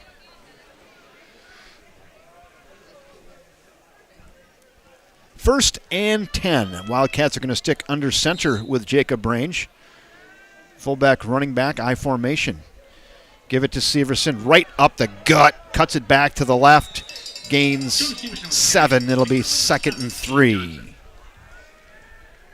Yeah, the defensive line and linebacker unit for North is getting a little bit softened up here, I think, Kevin, as Jonah's been able to get 5-6 yards without getting any contact over the last few carries. Dave Garris is watching from Surprise, Arizona. Jeff Hughesby, they're poolside in a comfortable 85 degrees, sitting in the thanks for letting jacuzzi. us know. Yeah. Appreciate it. Severson slips down and then taken down in the backfield. That's going to be loss of yardage. Nice tackle by number 76, Bryce Heinrich. Yeah, that was one of the few times over the last several carries where Jonah's actually been hit behind the line of scrimmage and puts the Wildcats in a 3rd and 5. I'm going to guess they're going to go back to north-south running. What do you think here? I think so after a play like that. It's been successful so far. Yeah. Wildcats make their way to the line on a long 3rd and 4, 4.5. Like we said, Severs again, now he's going to cut it to the outside, cut it back. First down yardage, more scampering away. High knees down to the 44-yard line. Jonas Severson, he came to play some football tonight. He's on offense. He's on defense. He's got 2 touchdowns. He's on my grinder list. Yeah, I think he's right at the top of it so far tonight. Jonah well over 100 yards for the game, and we're just midway through the second quarter. God, it's fun to watch. Fresh set of downs. Severson again, and taken down in the backfield. That time, little red dog blitz there by number 58. That's Taylor Frederick. Read that one, didn't get chipped in at all, and got in the backfield. Loss of 3 on the play, 2nd and 13. Yeah, Frederick, we commented, he's by far the Huskies' leading tackler so far this season, and Always good if you can have one person bring down Jonas Severson. That means you're doing your job. Usually it takes a couple. 2nd and 13. Wildcats have yet to throw the ball, have they? No reason to. No, why would you throw it when you got old number 0, slicing, dicing, multiplying, and dividing, moving forward, gains another 10 yards, 3rd and 3, 3rd and manageable. Stevenson with the carry, taken up by number 7, Cade Johnson. Yeah, Cade Johnson, he's made a lot of tackles from his secondary position tonight so far, which probably not a good sign for the Husky defense. 3rd and 3. Well, they got everybody in the box right now, Kevin. They do. They still can't stop him. He falls forward and gets the first down. And he needed 3. He got 4. And maybe a little dinged up on the play there, but he's up. Probably a little tired. Probably tired is right. I'm tired just watching him. And on defense making plays. It's a little dinged up. He's got a little bit of the hitch in the giddy-ups. I need to come out here. Charlie Lesh, the junior, will replace him. That was the old dead leg where he really couldn't feel it for a minute, and then when it came to, he's like, oh, that hurts. I would assume he'll be in a play ankle. or two. Oh, yeah. Ankle. You get kicked. You get stepped on. Things twist. Back to pass. Looking. Range. Rainbow. Got a man. Eli Johnson. Oh! In and out of the hands of Eli Johnson at the goal line. There is a flag down there at the 7-yard line. Yeah, I think Eli had a shot at that one, Kevin. He hit him right in the his hands on hit him right in the 4. That's not a flag. That's a towel. Okay. There. Hence the confusion. Yep. So that okay. I thought it was too. Well, it's the same color as his flag. Yeah. Boy, I was right on him. Yeah, first pass play of the game. Want to look at that again or not? Okay, we didn't get that one. Okay. Yeah, that was the first pass play of the game for the Wildcats, and Jacob did a outstanding job putting it right on him. And he did. It's a wet ball. It's a cold night, but, hey, I think if you ask Eli after the game, they'll probably tell you it's one he probably should have had. 2nd and 10. So what do we got in the backfield? Charlie Lesh. Charlie Lesh. How about Lesh right now? Getting in behind the bigs on the right side, and Lesh, 2 hands on the rock, pushes it forward. Nice gain there for Charlie. Probably 7 on the play. 3rd and 3. Looks Severson now wants to get back in the football game, and he does re-enter, and Lesh comes out. Yeah, if you think back to last year's game against Eau Claire North, Kevin, that was kind of Charlie's coming out party. He started that game and had close to 100 yards in the first half against the Huskies. So he's a player, and he's going to be their guy next year, I would assume. I like how he gets 2 hands on the football there, knowing it's wet and cold, and says, I just got to hang on to this thing. Severson again, right side, and nice tackle. 58 again. Taylor Frederick. I'm guessing we're in 4-down territory here, though, Jeff. Yeah, I'd be surprised to see Gavin Carafel trotting out in the field right now. So yeah. Tailwind, maybe put one up here. I like Cody Bodenberg's sense of humor. He says, I'm watching from River Ridge Road. Okay. Well, there you go. Got him off the planet. He wants some credit for that. Not that sexy of a spot, but hey. Bet it's 70 in there. Bet it's 70. Bet the popcorn's good. The Wildcats are going to run the clock down and then call timeout here. And then reassess. Timeout, River Falls. Maybe we hit the man up one more time here. Just we can talk about that. I hit it a few times tonight, but I'm trying to press this into a couple weeks. Last year, we get it done in a couple weeks. We get 100 men for $100. I know Mike Cayley helps out with that too. He's got your email, so he'll be coming at you with that as well. But again, our foundations this year are going to be the Fire Eisen Foundation. JP Fire Eisen got that kicked off. We're going to help him out. What that nonprofit is doing is helping the disabled in town play sports. So that's what he's working on there. And the Sunshine Fund, one of my favorites, kid-led organization right here at the high school, helping families in need in our district, led by the actual kids here going to school. So that's just a great organization, directly helps families in immediate need, and there's a lot of them. So they'll be splitting that 50-50 this year, Fire Eisen Foundation and the Sunshine Fund. Venmo account right there on there if you want to get up for the $100 before we hit you up on email later. Man up. I think the Power of 100 women have like 170 in that group now. They're doing really well. It's well over 100. We'll catch them someday. They're good, though. They're good. All right, here we go. 4th and 6. Oh, a little trickeration end around. Amundson's got it, and he ain't going anywhere. Knee on the ground. Little trickeration. I like the thought there, right? They're going to really key on Jonah to run the ball. Tried to hit Amundson a little end and round, and it's just too wet, and the ball hits the planet Earth, and that'll do it. Yeah, maybe a little too tricky there, Kevin. I like the creativeness for sure, but creative.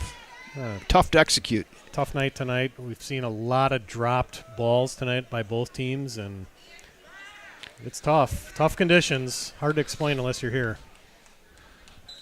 Gary Lubitsch says, hey, how about the coaching staff for the Grinder? Well, we haven't gone that way yet. All right, here we go. 1st and 10. 13-0, $1:12 to go till the half.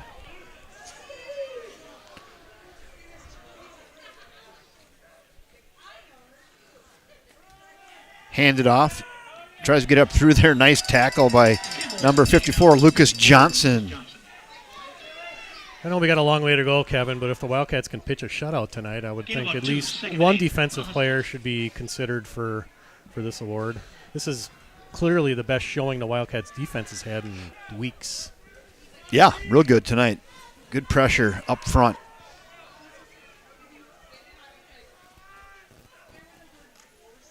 Keeper gets it to the outside. Nice run there. Is that a little bit of a Wildcat, huh? Yeah, Zach Shipman. Yeah, it was Shipman on that. But, yeah, he's was run the whole way there. Successful for Shipman. Got in behind the bigs, and nice gain there of about 10 yards, and they moved the chains. Yeah, Shipman's had about 40 carries this year so far, so obviously not afraid to run the football, and good-looking athlete for a sophomore. Rick Albora is watching from Asheville, North Carolina. That's a nice spot, too. This is all over the place tonight. Worldwide broadcast. It is. Tonight. All over the planet. 1st and 10. 34 seconds to go. Back to pass. Looking now, he's going to tuck it and go, and he's not going anywhere because there's our guy, Lincoln McCarty. Look at him all flexing out there. Lincoln, that a baby, chases him down and makes the tackle. I think Lincoln's pretty excited. He's very excited. Yeah. We don't usually see that out of Lincoln. He's usually pretty mild. Pretty reserved. Calm, Lincoln's usually pretty reserved. Yeah. Are you a booster member yet? The 2023-2024 RFHS Athletic Booster Club membership drive is now. He must have came up and got his check. Fundraise will help support all I had the check there for. He must have came and got it. Yeah, good, okay. Mr. Karras. So he's actually going to take the field. Or you can check in the QR code. One thing to point out, as long as we're right before halftime, it's the River Falls High School Athletic Booster Club membership drive is underway. Go for it. Right now, the membership drive runs through October 31st. This Booster Club supports athletes from all 22 sports at River Falls High School. If you're looking to become a member, which we'd love for you to do, go to rfhsboosters.org. Again, rfhsboosters.org to become a member. Hey, I like Corey M. He says over 600 people watching and only 8 likes. Yeah, everybody, just get on the like button. We don't. This is like free. I just go. Hey, thanks. Hit the like button. Make this thing go global. All right, 2nd and 13. Handoff up the middle. Another loss of yards, and Lucas Johnson on it with another tackle. I think Lucas has got to be on the grinder list again, huh? He's had a lot of tackles, and that may take us to halftime as Eau Claire North does not have any timeouts left. You know what North is saying right now? Yeah, we're good. 4, 3, 2, 1, and that will take us right to the half. So 1 half of play in the books here from David Smith Stadium at Raymer Field on the campus of the University of Wisconsin Rivers Falls. Big Rivers Conference football action. The Wildcats 13, the Eau Claire North Huskies nothing. At this time, we would like to allow Jennifer Rivard score from New Richmond, Kevin. Yeah. Turn up 4. To present a check to the Sunshine Fund. 29-0 Hudson The amount of leads. $1,000 each. Here we go. Here they come. Right out here. Here comes Jenny and Joe. It's the big one. It's the big one, Clark. Once again, we'll have you turn your attention to the field again. Here they come, battling the elements. Look at her. These are our Sunshine Fun Red Zone people right here. Braving the elements tonight with the big checks. That can't be fun right now. All right, here we go. So this time we'd like to allow Jennifer Rivard of State Farm Insurance and Joe Karras of Black Wolf Exteriors to present a check to the Sunshine Fund in the amount of $1,000 each. State Farm Insurance and Black Wolf Exteriors were champions of the Red Zone this year, which affectionately became known as the Sunshine Fund Red Zone. Through River Falls sports broadcasting, these Red Zone acknowledgments became a hit throughout the season, with Wildcat fans watching from near and far. Thanks so much to Jennifer Rivard of State Farm Insurance and Joe Karras of Black Wolf Exteriors for your generous contribution to the River Falls Sunshine Fund. Your contributions will directly support families in need within the district. Let's give these generous small business owners a big round of applause for their generosity. There you go. That turned out nice. Threw that together with 2 emails. Call it good, and it worked. Everybody followed instructions, Jeff. Yeah, that doesn't happen often. No, right? Life. You're right, it all came together. So, no, that is very nice, though, of Jenna Rivard with State Farm Insurance and Joel Wolf with Black Wolf Exteriors. We had the Red Zone this year, and they said, hey, we'll do $1,000 each. And that goes directly. That'll end up in the hands of families in need in the River Falls School District. That was almost a disaster. Rob was going to take the headset with him to the bathroom. To the bathroom, yeah. That's funny. So here we are at halftime, 12:52 to go. We don't have a lot of program tonight. No, we didn't actually. I don't know if we have 12 minutes of material. No, and I can look and see if we have stats. I did mention right before that Hudson is leading New Richmond 29-0. Wow. As we're yep, they're right at halftime right now. So. You know what we don't have with this big crowd is Wildcat trivia. I had one. I don't know if I can find that email from Ariel. That's a pretty good Wildcat trivia too, and it's going to take people a while to get it. So hold on. I do have some stats. You want me to fill? Yeah, some you time go. with You that? go. Sure. You go for stats, and I'll see if I can find the Wildcat trivia. Sponsored by Kevin. Globbits. There it is. Globbit Brothers Inc. Moving. Oh, they're not yelling boo. They're yelling move. Right on cue. All right. We don't have a lot of stats since it's been somewhat one-dimensional. Jonas Severson, 19 carries for 170 yards in the first half, and the only 2 touchdowns of the game for the Wildcats. Jacob Range, 2 carries for 14 yards. Charlie Lesh had that 1 carry when Jonah was out for 7 yards. Jacob Range is 0 for 1 for no yards. He had that pass that went off Eli's fingertips. And let's see, receiving stats, none. And I do have some defense stuff here, Kevin, too. Tackles so far tonight. Leading tackler unofficially is Preston Johnson with 5. Wow. Landon Zepsic with 4. Lucas Johnson with 3. Jacob Range with 3. Anthony McPherson with 2. Lincoln McCarty with 2. And Eli Johnson with 2. Wildcats have had 5 tackles for losses so far tonight. 2 by Lincoln McCarty, 2 by Eli Johnson, 1 by Preston Johnson. And then Bryce Bevan with the fortuitous fumble recovery on a punt. So those are your halftime stats. There you go. And just 1 turnover. Wildcats had the 1 turnover. First play of the game. That was it. They really held on to the ball after that. I did find the trivia question. It's a hard one. It's going to take 10 minutes maybe to get it. So Ariel Lavestra has put this together. This is Wildcat Trivia, sponsored by Tarnation Tavern, playing for one of those Charlie Cat chicken sandwiches. And I think you're going to earn this one tonight. So This here it is, Wildcat Trivia. There have been a number of different Big Rivers Football Conference champions since 1956. Many that have come and gone, with some coming back again as River Falls has in the recent past. Superior was the northernmost conference champion in 2014. What was the easternmost conference champion of the Big Rivers Conference? I'll give you one hint to start out. The team is no longer in the BRC. So I will have 3 hints. That's your first hint. It's no longer in the BRC. The most easternmost conference champion in the Big Rivers Conference. All right. So I would have never guessed that. No, it's going to be a tough one. So again, you can get up in the chat section or text Jeff or I. So who is the easternmost team to win the Big Rivers BRC Conference? Here it is. Right? It's see if I have any guesses here. Yeah, that's a tough one. Yeah, so that's tough. Someone's going to have to get out the encyclopedias on that. So, playing for a Wildcat, for a Charlie Cat chicken sandwich, La Crosse Central. Nope, Reese, that's the wrong east. Altoona, no. Wausau, no. Farther east than Wausau and north a little bit. Wisconsin Rapids, nope.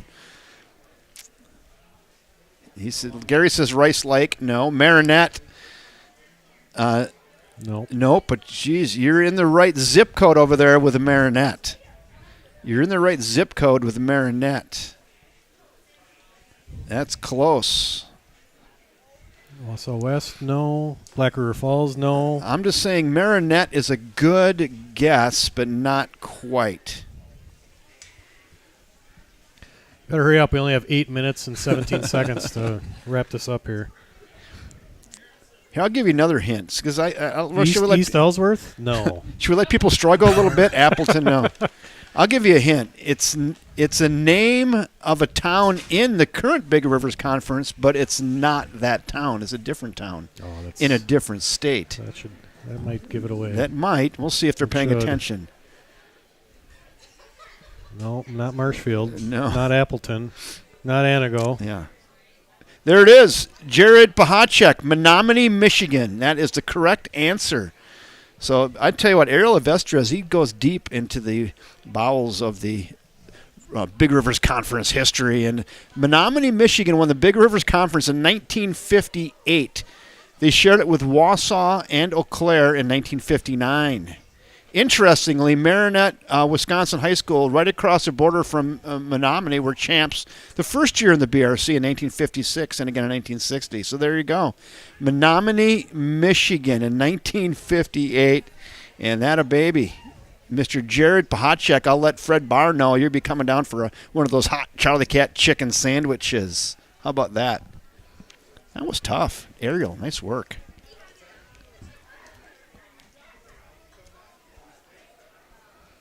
Fun times. Wildcat Trivia. We ended up with a hard one. A few more people watching. Derek Hackle tuning in. Jason Schwantz watching. And Pam and Dave Deal watching from Punta Gorda. Say go Cats. That's a couple homes in Punta Gorda tuned into this game. Yeah. Just hit the enter key over there and that'll put that over. There you go. There you go.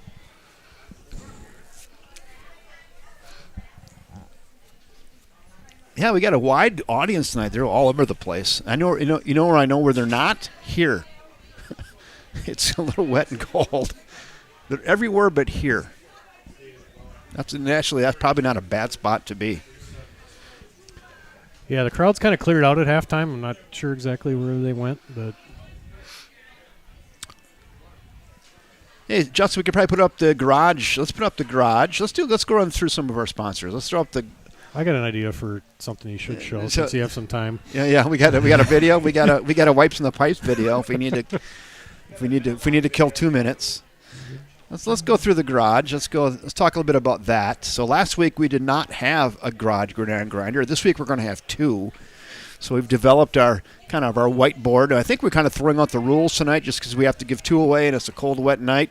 Jonas Severson's on that list. Lucas Johnson's on that list. Preston Johnson's on that list with 5 tackles. Jacob Range early. I don't know. We've got a whiteboard going. We're looking for suggestions. I think that botched punt return might have nullified Preston. That's where you move ahead 5 spaces and then you go back 2. Being as an objective observer to this, and somebody who has a vote. So we want to thank the Garage. You've been generous sponsors for the coveted Garage Grinder.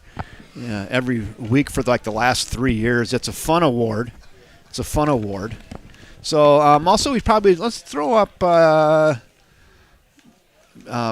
Miss Sarah Jenkins. Let's put her up there. She's a good sponsor for JV and freshman football, and she's a pro. So I like to have pro sponsors, and she's good. She gave out a market report again yesterday, and she was talking about availability of houses, and there is not many houses for sale, and there's not a lot of buyers. So stagnant market. But if you want to learn more about that, if you have to sell, you have to buy, you have to move or whatever, give Sarah Jenkins with Property Executives a call, 612-703-3944. She knows her stuff here in Northeast Wisconsin. How about Riverland Laser? Let's go with that. Let's go Riverland Laser because they put the actual name, the weekly Gridiron Grinder game in the week and the date on there as well. So Riverland Laser, they do a real nice job. They donated all those engravings this year on the Grinder Awards. So I want to thank all the folks down at Riverland Laser for their generosity of putting the Grinder of the Game engravement on each Grinder Award. Thank you, Riverland Laser. Yeah, right here. Again, Man Up movement. If you want to get in on that, if you're one of those men who have participated in the past, we're looking for $100, and you can do that. So once you put that graphic back up for the there it is, Man Up movement. Fire Rising Foundation, Sunshine Fund, those are our 2 recipients this year. And, sometimes we wonder why we're doing these broadcasts. It's all volunteer effort. But we've kind of created something special, I think, in the community, and we've got a lot of people. And maybe it's just our little way of trying to give back to the community through our viewers and audiences and our legion of loyal listeners and to put something cool together and help the community. So this is our little way of doing that with Man Up, which was derived from jealousy from the power of 100 women who are just killing it. So we got to do something. So good for them. They inspired us, and now it's Man Up, and we do take women as well. And we'll take more than 100. We'll take more than 100 if you want to do that. So that's a cool thing. We'll have a special presentation night where we get JP down there to receive and the Sunshine Fund, and we'll do that. So Man Up. I think it might be time for. Yeah, let's play Wipes. Let's do it. Yeah, backed by popular demand. It just says Wipes in the top row. Are you ready? Yep. Get excited. Oh yeah. Here we go. Wipes in the pipes. Hi, I'm Kevin Westhouse, your utility director. I'm here today to talk to you about WNTF. What not to flush. Because wipes clog pipes. Many of these items say flushable right on the container. Don't let that confuse you. So-called flushable products like these, in this container, in this cute container, in this beautiful 3-pack, you start flushing these down your toilet, you will get what is called a worldwide phenomenon, a fatberg. Fatbergs clog pipes. Other things you shouldn't be flushing down your toilet: fruit peelings, bleach, feminine products, oil or any oily substances, pills, partner products, cotton balls, and of course, Goldie the goldfish. All this talk about toilets and sewers has suddenly given me a bit of a nervous tummy.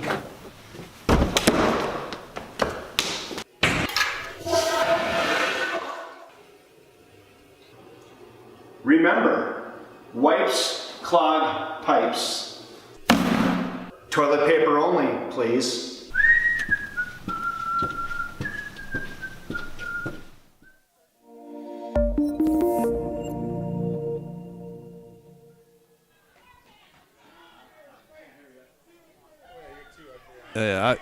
All right, just remember, wipes clog pipes. It'll say flushable right on the container. They will flush down, but they won't flush out. Toilet paper only, please. Save yourself and your city sewer system a lot of headache.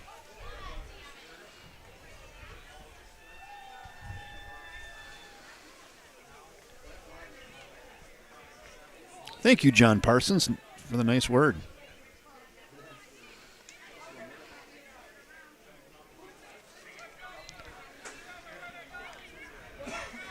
Ooh, we got someone says Cal Usgard maybe for the grinder. Throw him on the list. Yeah, he's a hustler. He's had a nice game.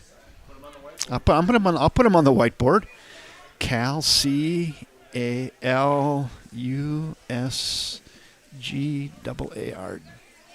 There you go. Cal's on the list.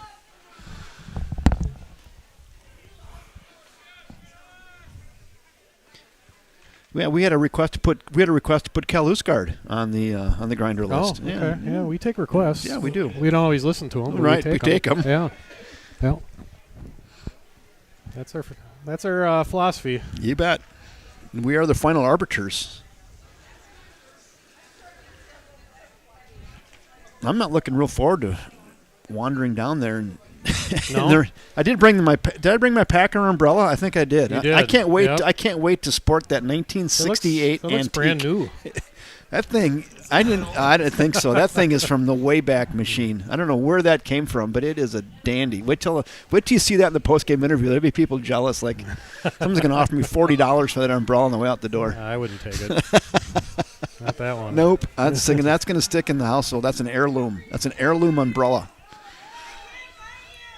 That's got Bart Starr written all over it.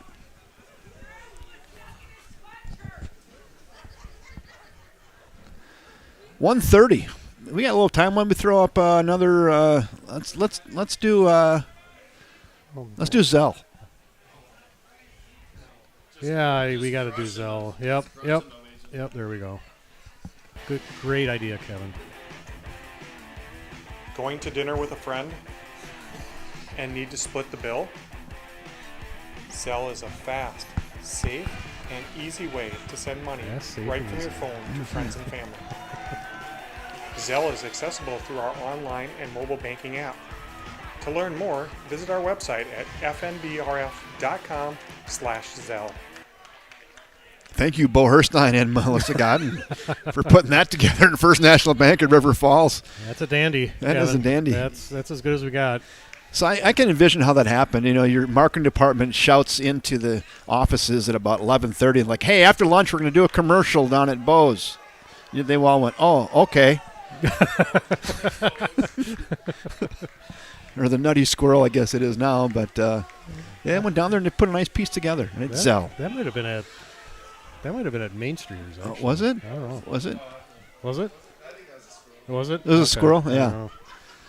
That's kind of a relic now. It is. But yeah, we'll keep it in rotation. Yeah, you bet. Popular demand for sure. Definitely. And plus, because I said so. There you go. When the boss says so, we got to keep it in. I don't right? pull rank very often, but that one I will. Dan Jenkins has a stat. He says there's 110 of us superfans in the stands tonight. Bo shouts on here, "No!"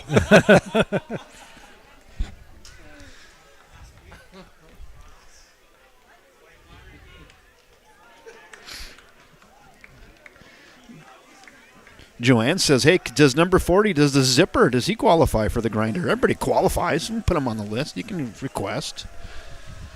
Got half some. We've got two of them to give away tonight. We've got a half. Someone can still grab that. Second half of the game. For the Wildcats, number 33, Jack Silloway. All right. Back to receive. For the Huskies, number 1, Trevor Johnson, and number 3, Maddox Strick. Silloway with the kickoff, and here we go. The second half. That ball's skipping. It's hot again. Fielded on the 14. Runs out to the far side. Trying to find a crease. He's running hard. Runs into his own guy, and wow. He was leveled by his own guy. That was Holy Brady cow. Jensen, and he's still down. That was Maddox Gertz, I think, on the carry. Number 3 on the return. Yeesh. Yeah, he was going hard, and then he went from 100 to 0 in 1 foot. Well, the 28-yard line. First down. Wow. Well, thank goodness, too, because he might have been off to the races Yeah. if his own guy didn't. Hey, producer, get your finger ready for that. We could that'd have been a good replay. That thing was just stone dead. You can just hit the rewind button, too. Yeah, you can do that. Yeah. Here we go. 1st and 10. Eau Claire North they deferred when they won the toss, so they have it here in half two, just down by 13. Still got a game. And that is Zach Simpson on the carry to the outside. The quarterback keeper gains 2. It'll be 2nd and 8. Stop number 2, Andrew Amundsen. Gain about 2, 2nd and 8. It's kind of a body slam there on the tackle. That was a good stop by the Wildcats. And Rick Flood tuned in from the garage. Like that. I bet that's his garage, I bet. Oh, yeah, his garage. His actual garage. His actual garage. Not the garage, his garage. There's a lot of garages that light up on these nights like this. Rick's got a good one. I've been in there once or twice. Good place to watch football. I thought about doing a program, Jeff, like discover the man caves and garages in River Falls, just like these unique spaces. That'd be a good one. Right? Go around and see what people got. Yeah, Floods would be towards the top of the list. See? 2nd down and 5. Crossing route. Oh, knocked down at the line of scrimmage. That is Cody Olson. He says, not here, not now. 3rd and 8. 3rd down. North really struggling stringing some first downs together tonight so far, and I think a big part of that is the great job that the River Falls Wildcat defense has done tonight. Real good. It's the tough beginning of the here. game. Tough one here. 3rd down and 8 into the wind. I'd like to say the rain has let up, but it's just kind of continuous misting. 3rd and 8. Zach Shipman.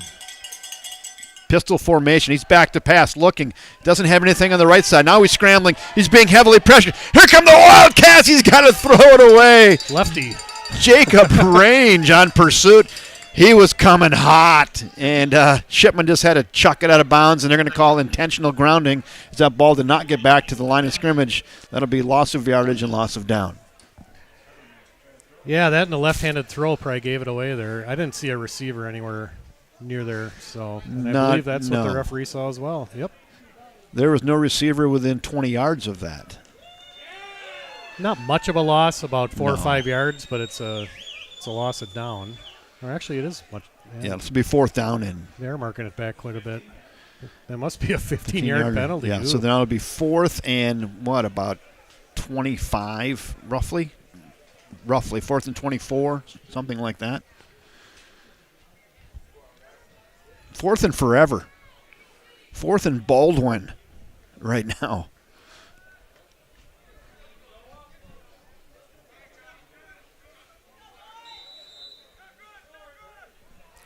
Back deep for River Falls is Preston Johnson on the far side and Robinson here on the near side, standing on their own on North's 45.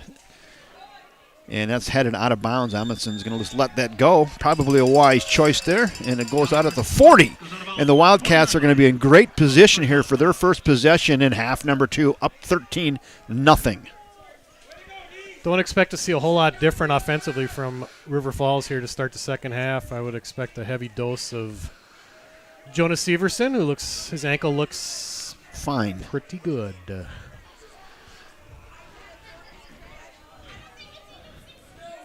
No receivers out. 2 tight ends set. I formation.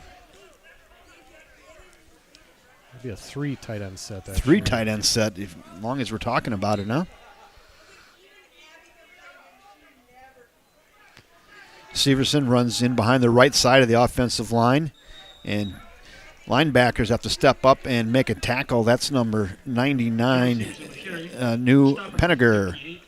And Taylor Frederick, number 58, also on the tackle, and he's made nearly every tackle so far tonight for the Huskies. Definitely their stalwart on defense. 2nd down and 8. Staying in that same 3 tight end look with the fullback, Landon Zepsik. Severson again up the middle. Good shoestring tackle. That one again is by 58. Taylor Frederick again. Back-to-back tackles for Frederick. He's got to be approaching double digits so far in tackles tonight. Kind of keeping the Husky defense in the game. 4-down territory for River Falls. No doubt about that. It's 3rd and 6.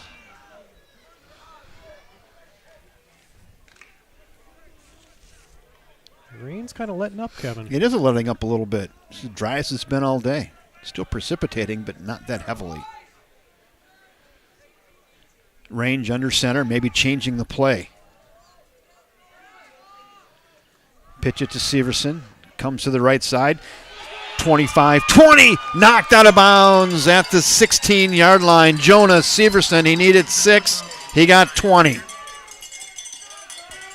There's that pitch play where that's been pretty effective so far tonight, Kevin.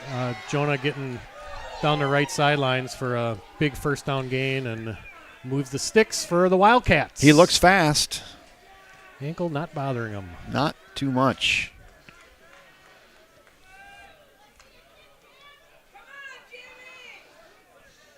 Zep, the fullback. Severson, the setback. Here we go. Severson up the middle. Headed towards the promised land. 5, touchdown, Jonah Severson. River Falls Wildcat touchdown. His 3rd of the night. 23rd of the year, I believe. Wow. And that should put Jonah over 200 yards for tonight's game and gives the Wildcats a very comfortable 3-touchdown lead. Really nice. Going for 2 here. Yeah, he was hit at the line of scrimmage, and then just a lot of high knees, drive, headed towards the end zone. He saw the goal line, and he wasn't going to be denied.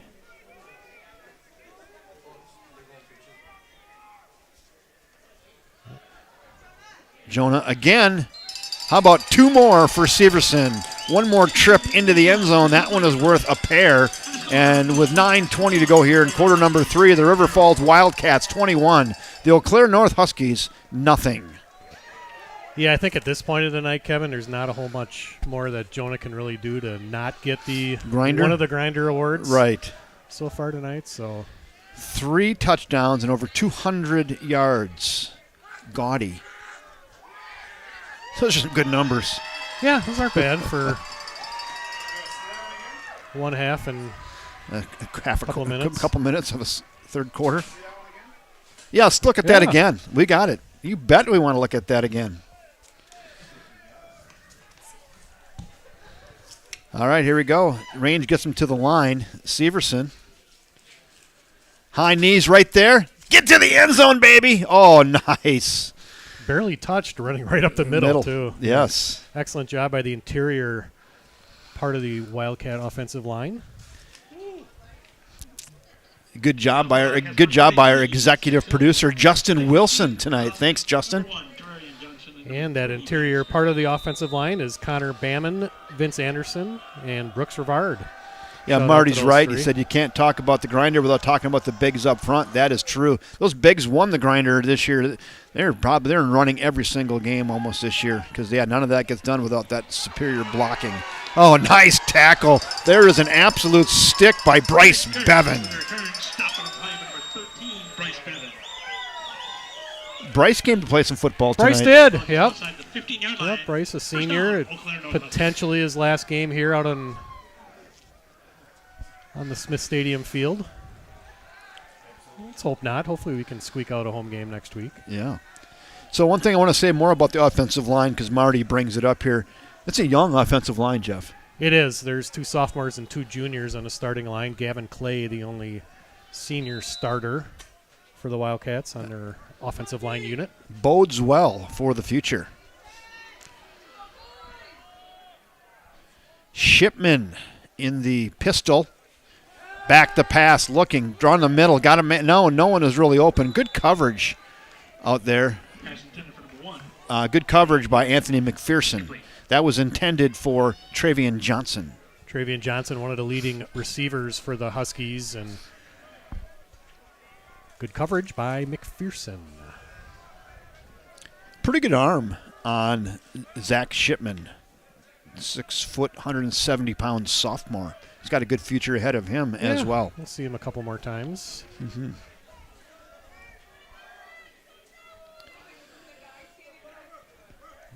Blitz coming here. We'll hand it off to Cam Olson. And Olson gains 4. It'll be 3rd and 6. Wildcats coming with the safety blitz that time, and Huskies checked out to a run play, and Lincoln McCarty in on the tackle.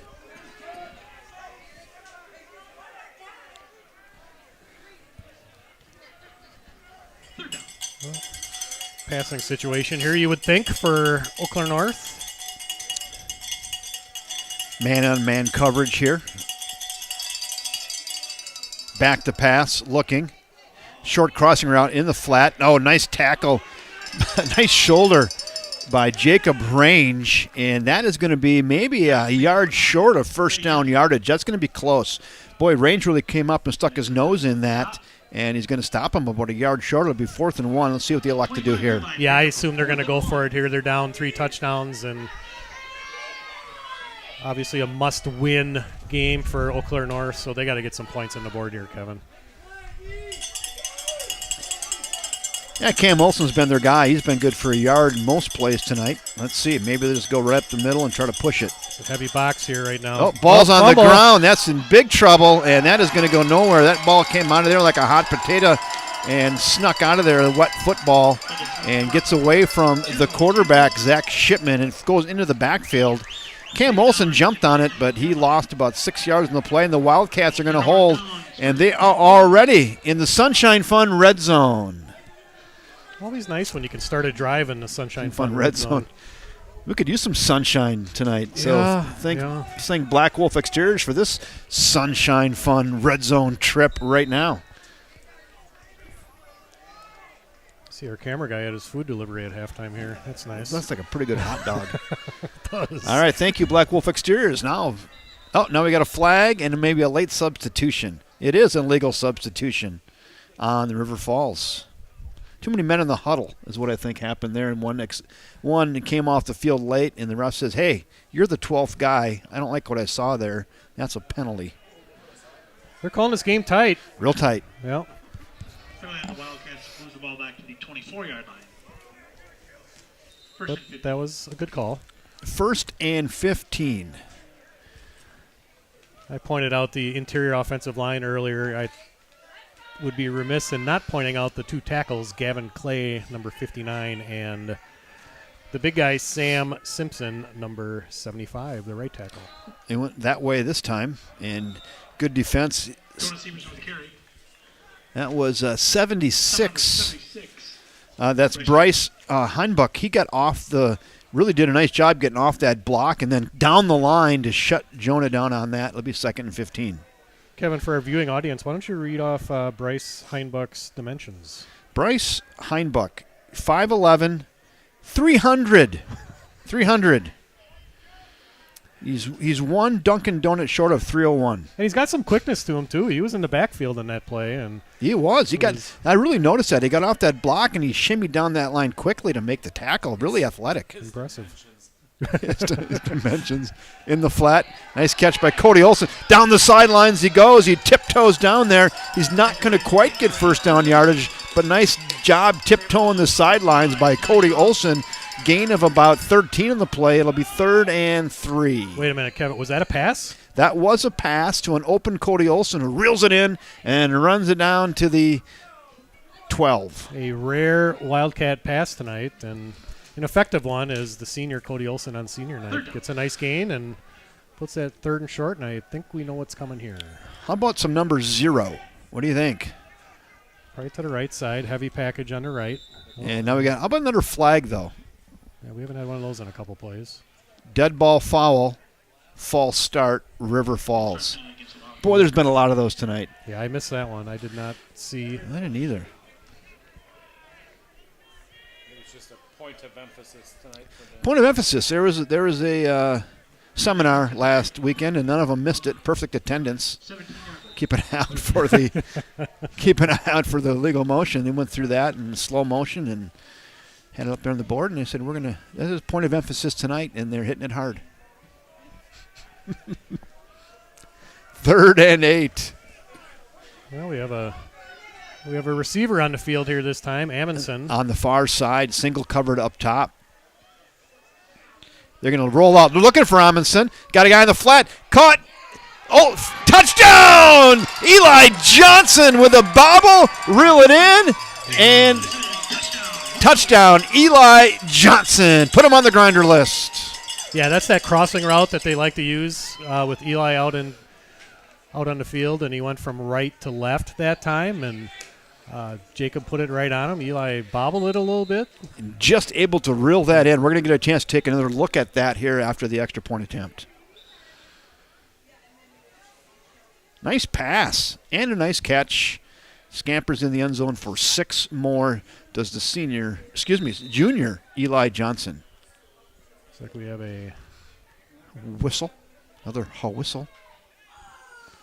Official timeout. Is this a challenge or something, Kevin? Or I don't know. What is it? What do we got going on? Replay? Is it TV timeout? What do we got going on? Not sure. Oh, okay. Oh, so they have to readjust the game clock. Back to 6:49. They're running a tight ship around here. Oh, yeah. It's Justin Wilson on top of things when we're not. Aiden Careful, a freshman, looking to Gavin. Careful looking to attempt the extra point. Kick is down, holds down, kick is up, and it is banged through. And he's getting better every game. The freshman bangs that one through. And the Wildcats add 7 more, and they lead 28-0 with 6:49 to go here in the third quarter. Let's go back and take a look at that touchdown pass and catch again. Yeah, Eli is number 4 on that play, and good play action. Yep, does that little crossing pattern right there. Oop, oop, oop, oop, caught it. Oh, Rob Derry, nice job with the camera work there. Brought that right into your living room. I could hear Eli's dad chirping in my ear on that play when that ball was being bobbled like that. So I already heard from him for the first pass attempt to Eli. So he gave me his thoughts on that one. 35-0 Hudson leads. Holy New Richmond. They are in a running clock. I didn't see that coming. No. Didn't see that coming.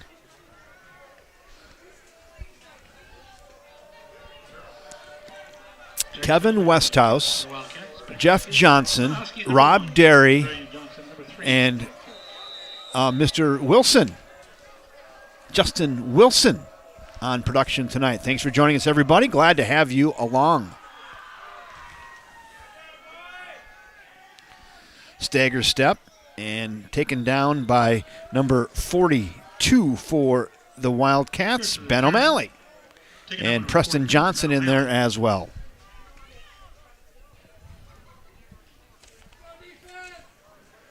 Well, we're 1 touchdown away, Kevin, from running clock territory ourselves here. So let's see if the Wildcats can get a stop here and might get to go home a little early. Break my heart. Yeah, it would. Well, yeah, that's true. Yeah, we did talk about the running clock last night, didn't we, Kevin?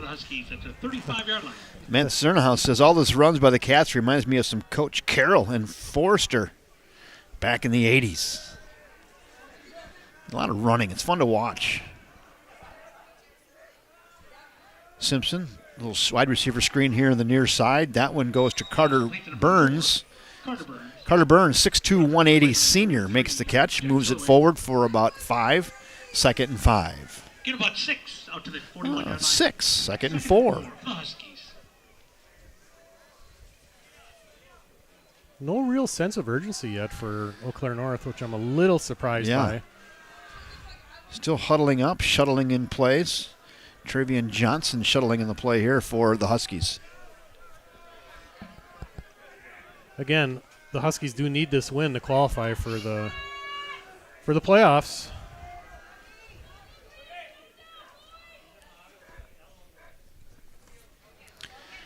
Keeper, Shipman. And not going anywhere. McCarty first. Lucas Johnson finishes him off. Lucas is having a nice game, isn't he? He is.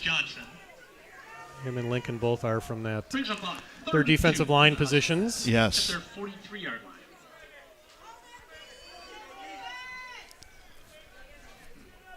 Lucas is one. The grinder? Yep. He's going at once. That was in the... yeah. Nice kid. That was in Superior. Yeah. That's right. In the monsoon. Yep. 3rd and 2. Man in motion. Jet sweep, far side. Had tackled the blocker. And nice run. I think that was Aaron Solberg. Solberg on the jet sweep, moves it forward and gets a first down for the North Huskies. Anderson Person with a stop. Moves the ball to the 48-yard Yeah, I know they just got the first down, but really impressed tonight, Kevin, by the Wildcat defense. Just the job they're doing. A lot more aggressive, aren't they? Yeah, they just seem to have a little more hop in their step compared to last week. Yeah. I would have to agree with that. Shipman, wide receiver screen the other side, and gets sniffed out over there for no gain. Who is that over there, Jeff? That was number 16, Cal Usgard. Usgard. He was brought up on for the grinder as well. He's having a nice game.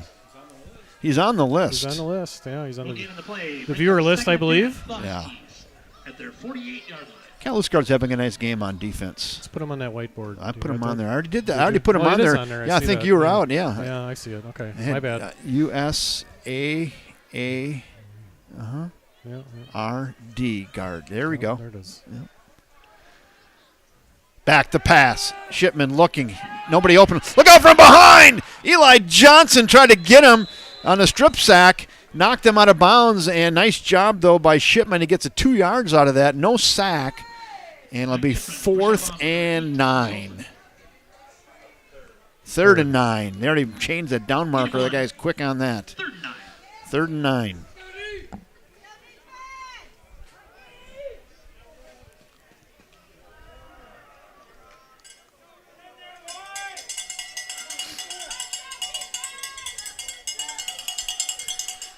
More cowbell, please. There it is. 3rd and 9. Shipman going to pass. Now he's in trouble. Oh, no hold there. Nice check. Oh, nice job as Zepzik gets him in the backfield. That's going to be a sack. Landon Zepzik, the zipper. Nice pursuit there. Good speed. Takes him down right before he's able to get rid of the football. That'll be a sack for Zepzik. There you go, Joanne. Your grandson getting it done. Lost yardage back to the 41-yard line. Brings up a 4th down. Huskies opting to punt here with 3.5 minutes left in the third quarter and a 28-point deficit. 4th and 18. That'd be a tough one. Just saying. 4th and 18 into the wind. It'd be a tough one. Preston Johnson back deep along with Andrew Amundsen. Almost blocked. Nice punt, though. Preston Johnson calls fair catch and fields it on the 27-yard line. And nice fair catch there by Preston Johnson. The Wildcats will set up shop 1st and 10 on their own 27. Up 28-0 with just under 3 minutes to go here in quarter number 3. Yeah, Grandma liked that. Grandma liked that sack by the zipper. Just Joanne. That's just the grandmother. Well, looks like Jonas Severson not in the game as of right now. Charlie Lesh is going to get a few carries here, I would anticipate.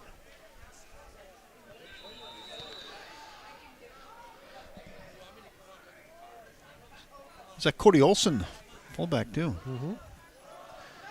Look at the kid go! Oh, Charlie Lesh! Oh, what a nice run. He gets 2 hands on the rock. He came out of there like a rocket and through the front line, and on he went. Nice gain of about 15 for Charlie Lesh.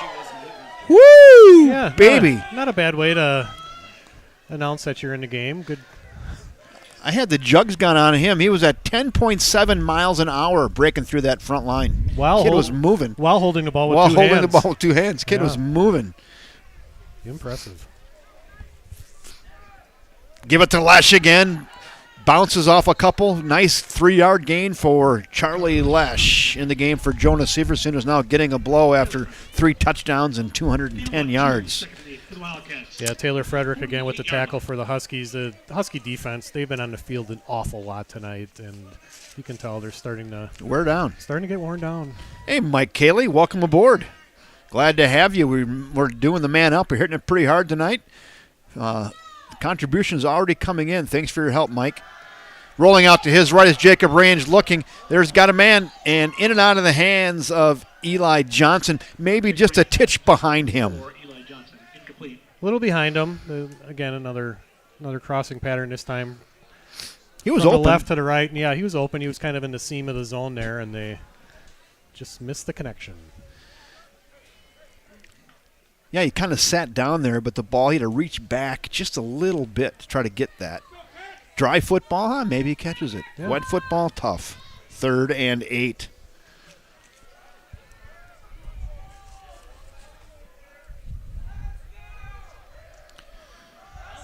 Pitch it out. Near side. Who's back in the, is it It's Charlie. Charlie Lesh again? Gosh, he's running hard tonight. That was Jonas Severson-esque. I mean, he was high knees, quick through the hole, shoulder down, punching it forward for another Wildcat first down. Knows the ball now, rests on the 40. Really nice effort here by Charlie Lesh with a $1:35 to go here in quarter number 3. Yeah, I think we're done seeing Jonah tonight. At least I hope we are. Get him rested up for next week.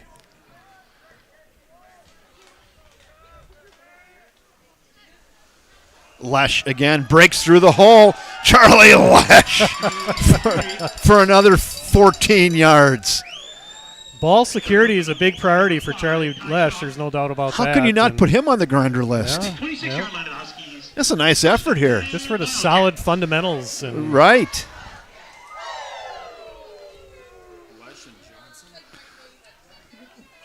Yeah.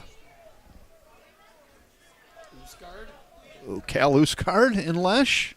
I don't know. Keep tossing it around. We got a quarter yet. Well, put him on the whiteboard. Lesh again busts it up in there. Nice patience. Breaks in behind his blockers, and Lesh for another 7 yards. Taking out number 44, Carter Vance. One more play before the end of the third quarter here, Gain about 7, 2nd and 3 for the Wildcats. which I assume will Just be inside another the run. 20-yard line for the Huskies. 2nd down and 3 for the Wildcats as we near the end of quarter number 3. Wildcats up 28-0.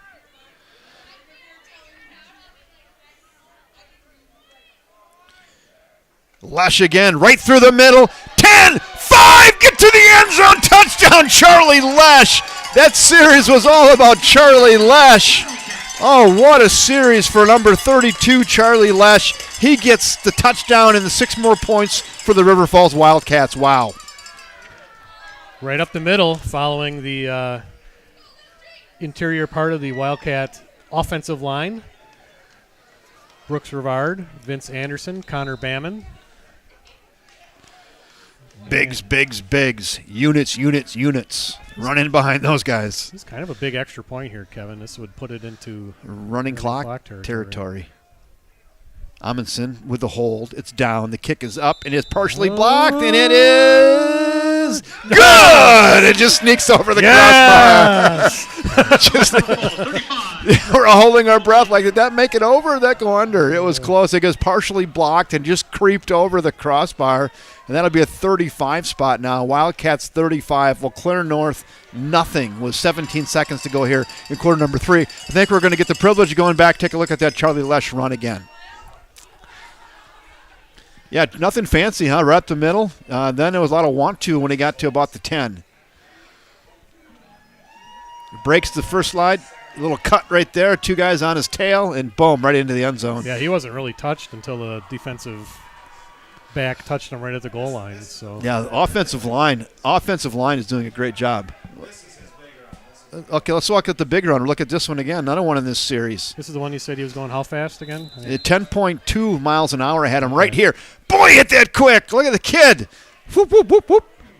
Really nice. There was a lot of that in that series. Good to see old number 32 carrying the rock. Yeah, barely touched He there did. again too. Yeah, he moved up. Yeah, he's moved up. Well, 35-0, and I believe if we are correct on the rule book, this should be running clock territory once the ball is put into play here. Yeah, find the clap emojis for Charlie Lesh. That was fun. How about a Charlie Jonah pair on the grinder? Wildcats, number 49, Kevin Careful. They've been fun to watch. I know that. Number 1, Nothing happens for those guys without a lot of that blocking and whatnot as well. But yeah, I mean, it's pretty good. Low kick, squibs across the wet surface, hits them in the toe, now picks it up. Far side is in big trouble and taken down by a host of Wildcats. Who do you have on that tackle there, Jeff? Of Travian Johnson was the carrier. Yeah, that was Anthony McPherson again with the stop along with Ben O'Malley. And that's the end of the third quarter because we are in running clock territory. Takes us to the end of the third quarter of the score. River Falls 35, Eau Claire 0.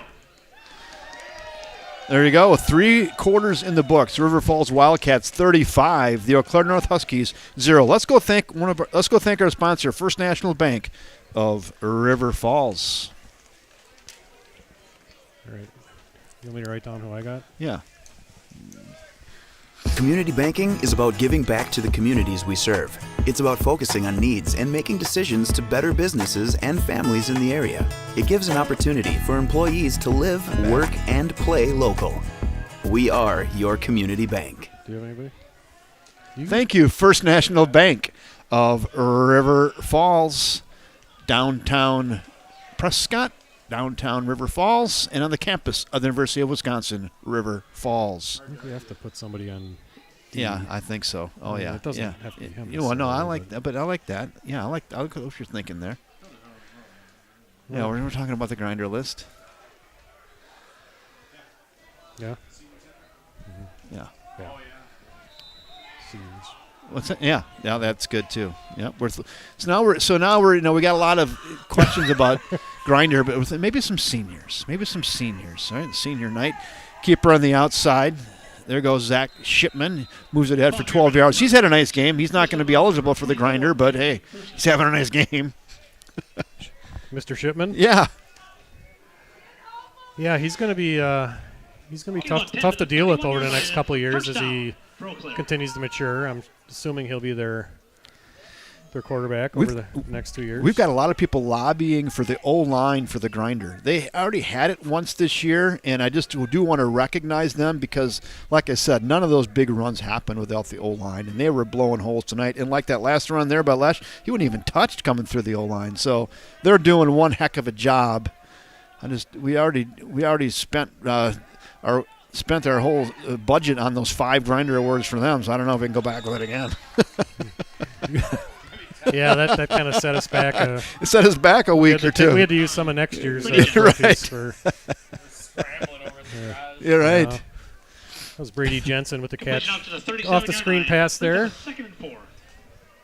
But no, there's no doubt the O-line deserves. I mean, a lot of credit tonight. Those guys are blowing holes. Yeah, this is a total team victory. I mean, the defense is yet to give up a point here. Let's see if they can hold the shutout. Yeah.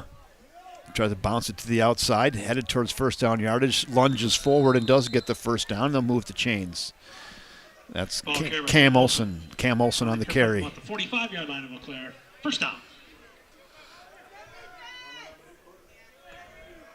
Clock continues to move here with 10:20. This quarter is just going to fly right by. And Kevin, good news for you. The rain is really letting up. I think I'll be able to tough it out. You might not even need that. I might not. No, I might not. It'd be just for a pure prop at this point because I kind of promised it. I'd show that thing off. Right. I'll have to pop that up.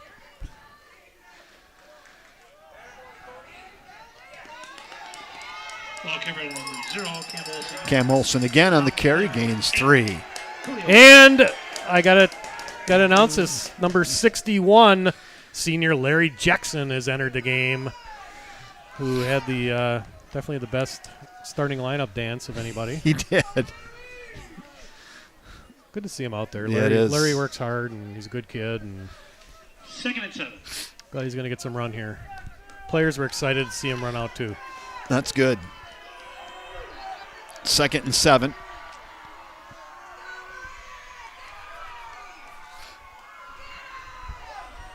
Rolling out, looking to his left, big trouble.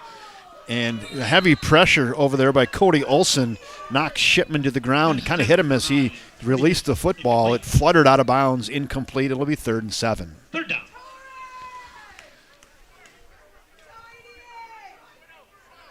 So Gary Lubitsch says that time of the season again where the world-famous River Falls American Legion chicken fry starts. First chicken fry is Saturday, November 11th, sponsored by the River Falls Trap Team. So November 11th, probably 4 o'clock in the afternoon, come down there and get that chicken. That is good chicken. I just say get there early because there's usually a line, but it's delicious. I could go for some of that right now. Get some mashed potatoes on the side, call it good. 3rd and 7. Fakes the pass. Now a keeper by Shipman. He's got first down yardage, and ooh, nice tackle in the open field. And I was just going to mention that Kevin, another senior in the game, number 88, Torres Eastgate, and he makes the tackle on his first play. Ball spotted at the 40-yard line of the Wildcats. First down. Nice tackle. Tell you what, for Eau Claire North, Shipman, he's working hard yet. He has not let his foot off the gas. He's giving it all he's got there at quarterback for the Huskies. I don't think we've seen any of Peyton McCracken tonight, have we? No. I don't know if he's injured. Maybe he's dinged up. Yeah. Yeah, he was kind of their guy all season. He was. And so maybe he's dinged up. I think the big suspense here is if the Wildcats can maintain this shutout. Throwing down the middle, and a good football thrown, but just couldn't run under it was Travian Johnson. Kind of let him by about 10 feet too much. A couple of steps on the defender there, and just, again, really difficult to throw the football tonight here. Threw that very nicely, though, with not much height, 45 yards in the air. Pretty good arm on that sophomore, Zach Shipman. Second and 10. Another junior out in the field right now, Carson Engelbert, number 11. I believe that's the first time he's been in.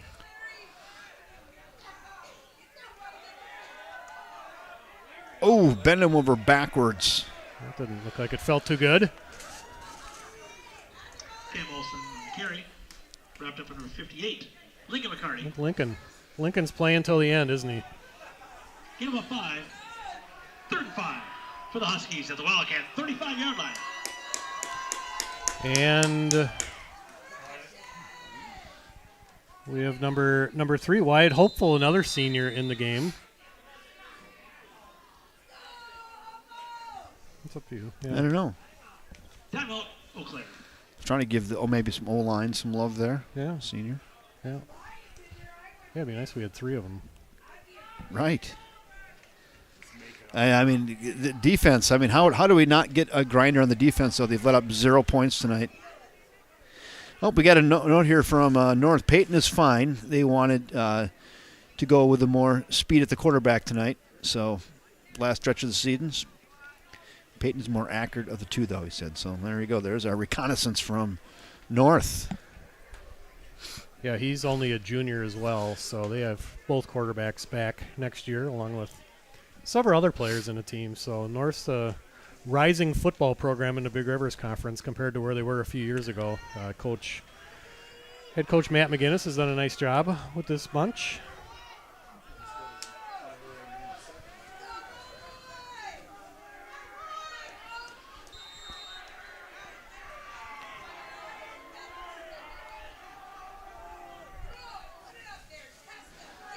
Wide receiver screen, far side, and the wind had just whipped that ball. Yeah, that ball was headed right towards the receiver, and the wind just got that and blew it about 6 yards to the right. That looked like one of my drives, Kevin. It did. It looked good right off the tee box and got out there a ways, and it was right in the lumber yard.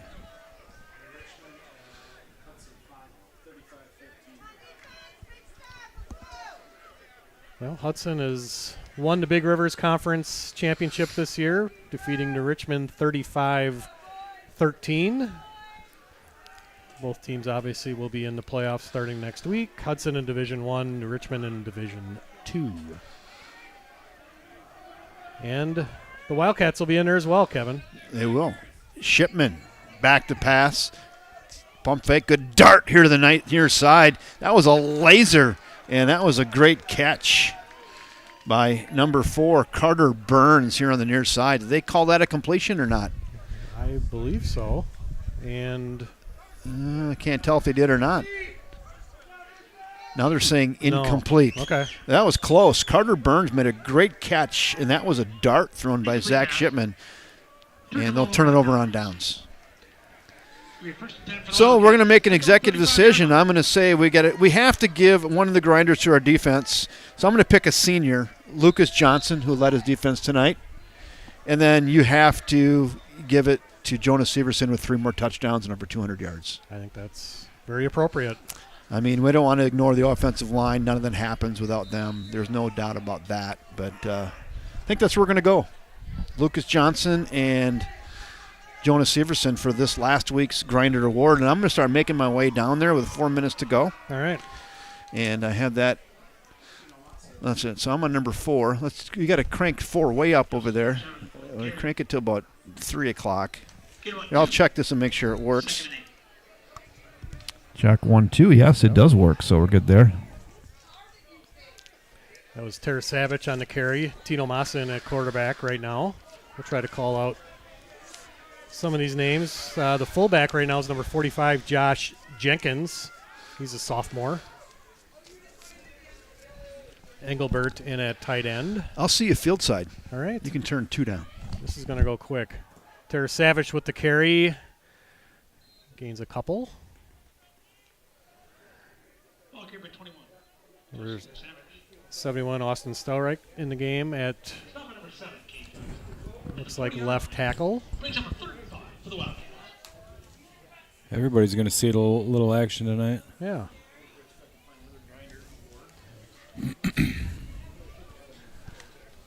It's over here, Westy. Jack Larson, number 55, is in the game right now on the offensive line.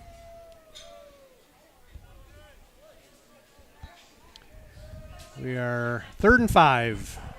Clock moving. Under 3 minutes here. Tara Savage. And he's got enough for a Wildcat first down, and the crowd loves to see that, Rob. How big is that kid? Tara Savage give me is the numbers on that guy. 6 foot 175. Runs hard. Carson, you said? Carson Flanagan in the game, Griffin Klecker in the game. Both of them are sophomores, so we got some nice depth on the offensive line. Yeah, they're young. Yep, number 15, Rico Alboris. Good. In the game. Mason Novak went in and then went out. Just getting warm. Yeah.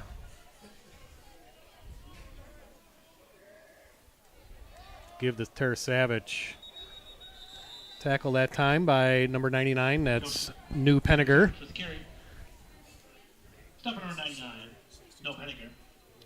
Nathan Johnston in at center, number 62. Also a sophomore. Got a lot of sophomore offensive line depth. Must have been a good year. Big boys. Yeah. Good to see the Wildcats will bring back some nice depth next year from that position. We have just a couple of more plays and that'll do it. Offensive line is important. People don't think about it a lot. Both lines are a very important part of football. Tara Savage brought down that time by Brady Jensen. Huskies still have most of their starters in the game. If you can't block, you ain't going to do much, Jeff. No. Nope. They're down for the Wildcats at about midfield. I would say one more play, Rob, and that should... Yeah, we'll look for Westy and that should do it. Get a couple interviews and pack her up. Clean this thing up, dry everything off.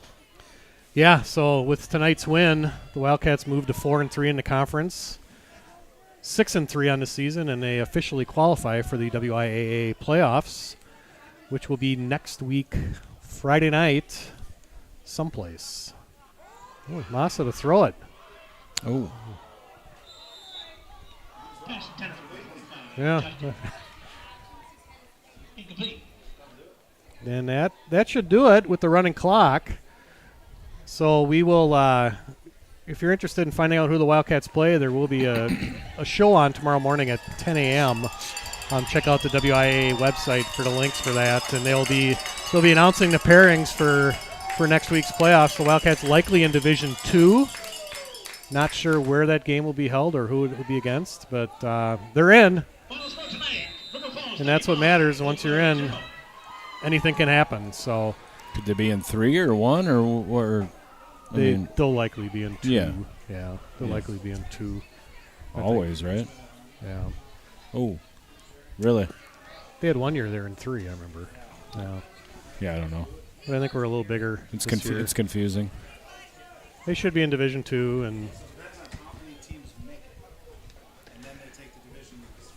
yeah, I believe there's, don't quote me on this number, roughly 224 teams that make it throughout the 7 divisions, and then they just divide them up by enrollment, and wherever you line up on the enrollment list, that's where you end up. So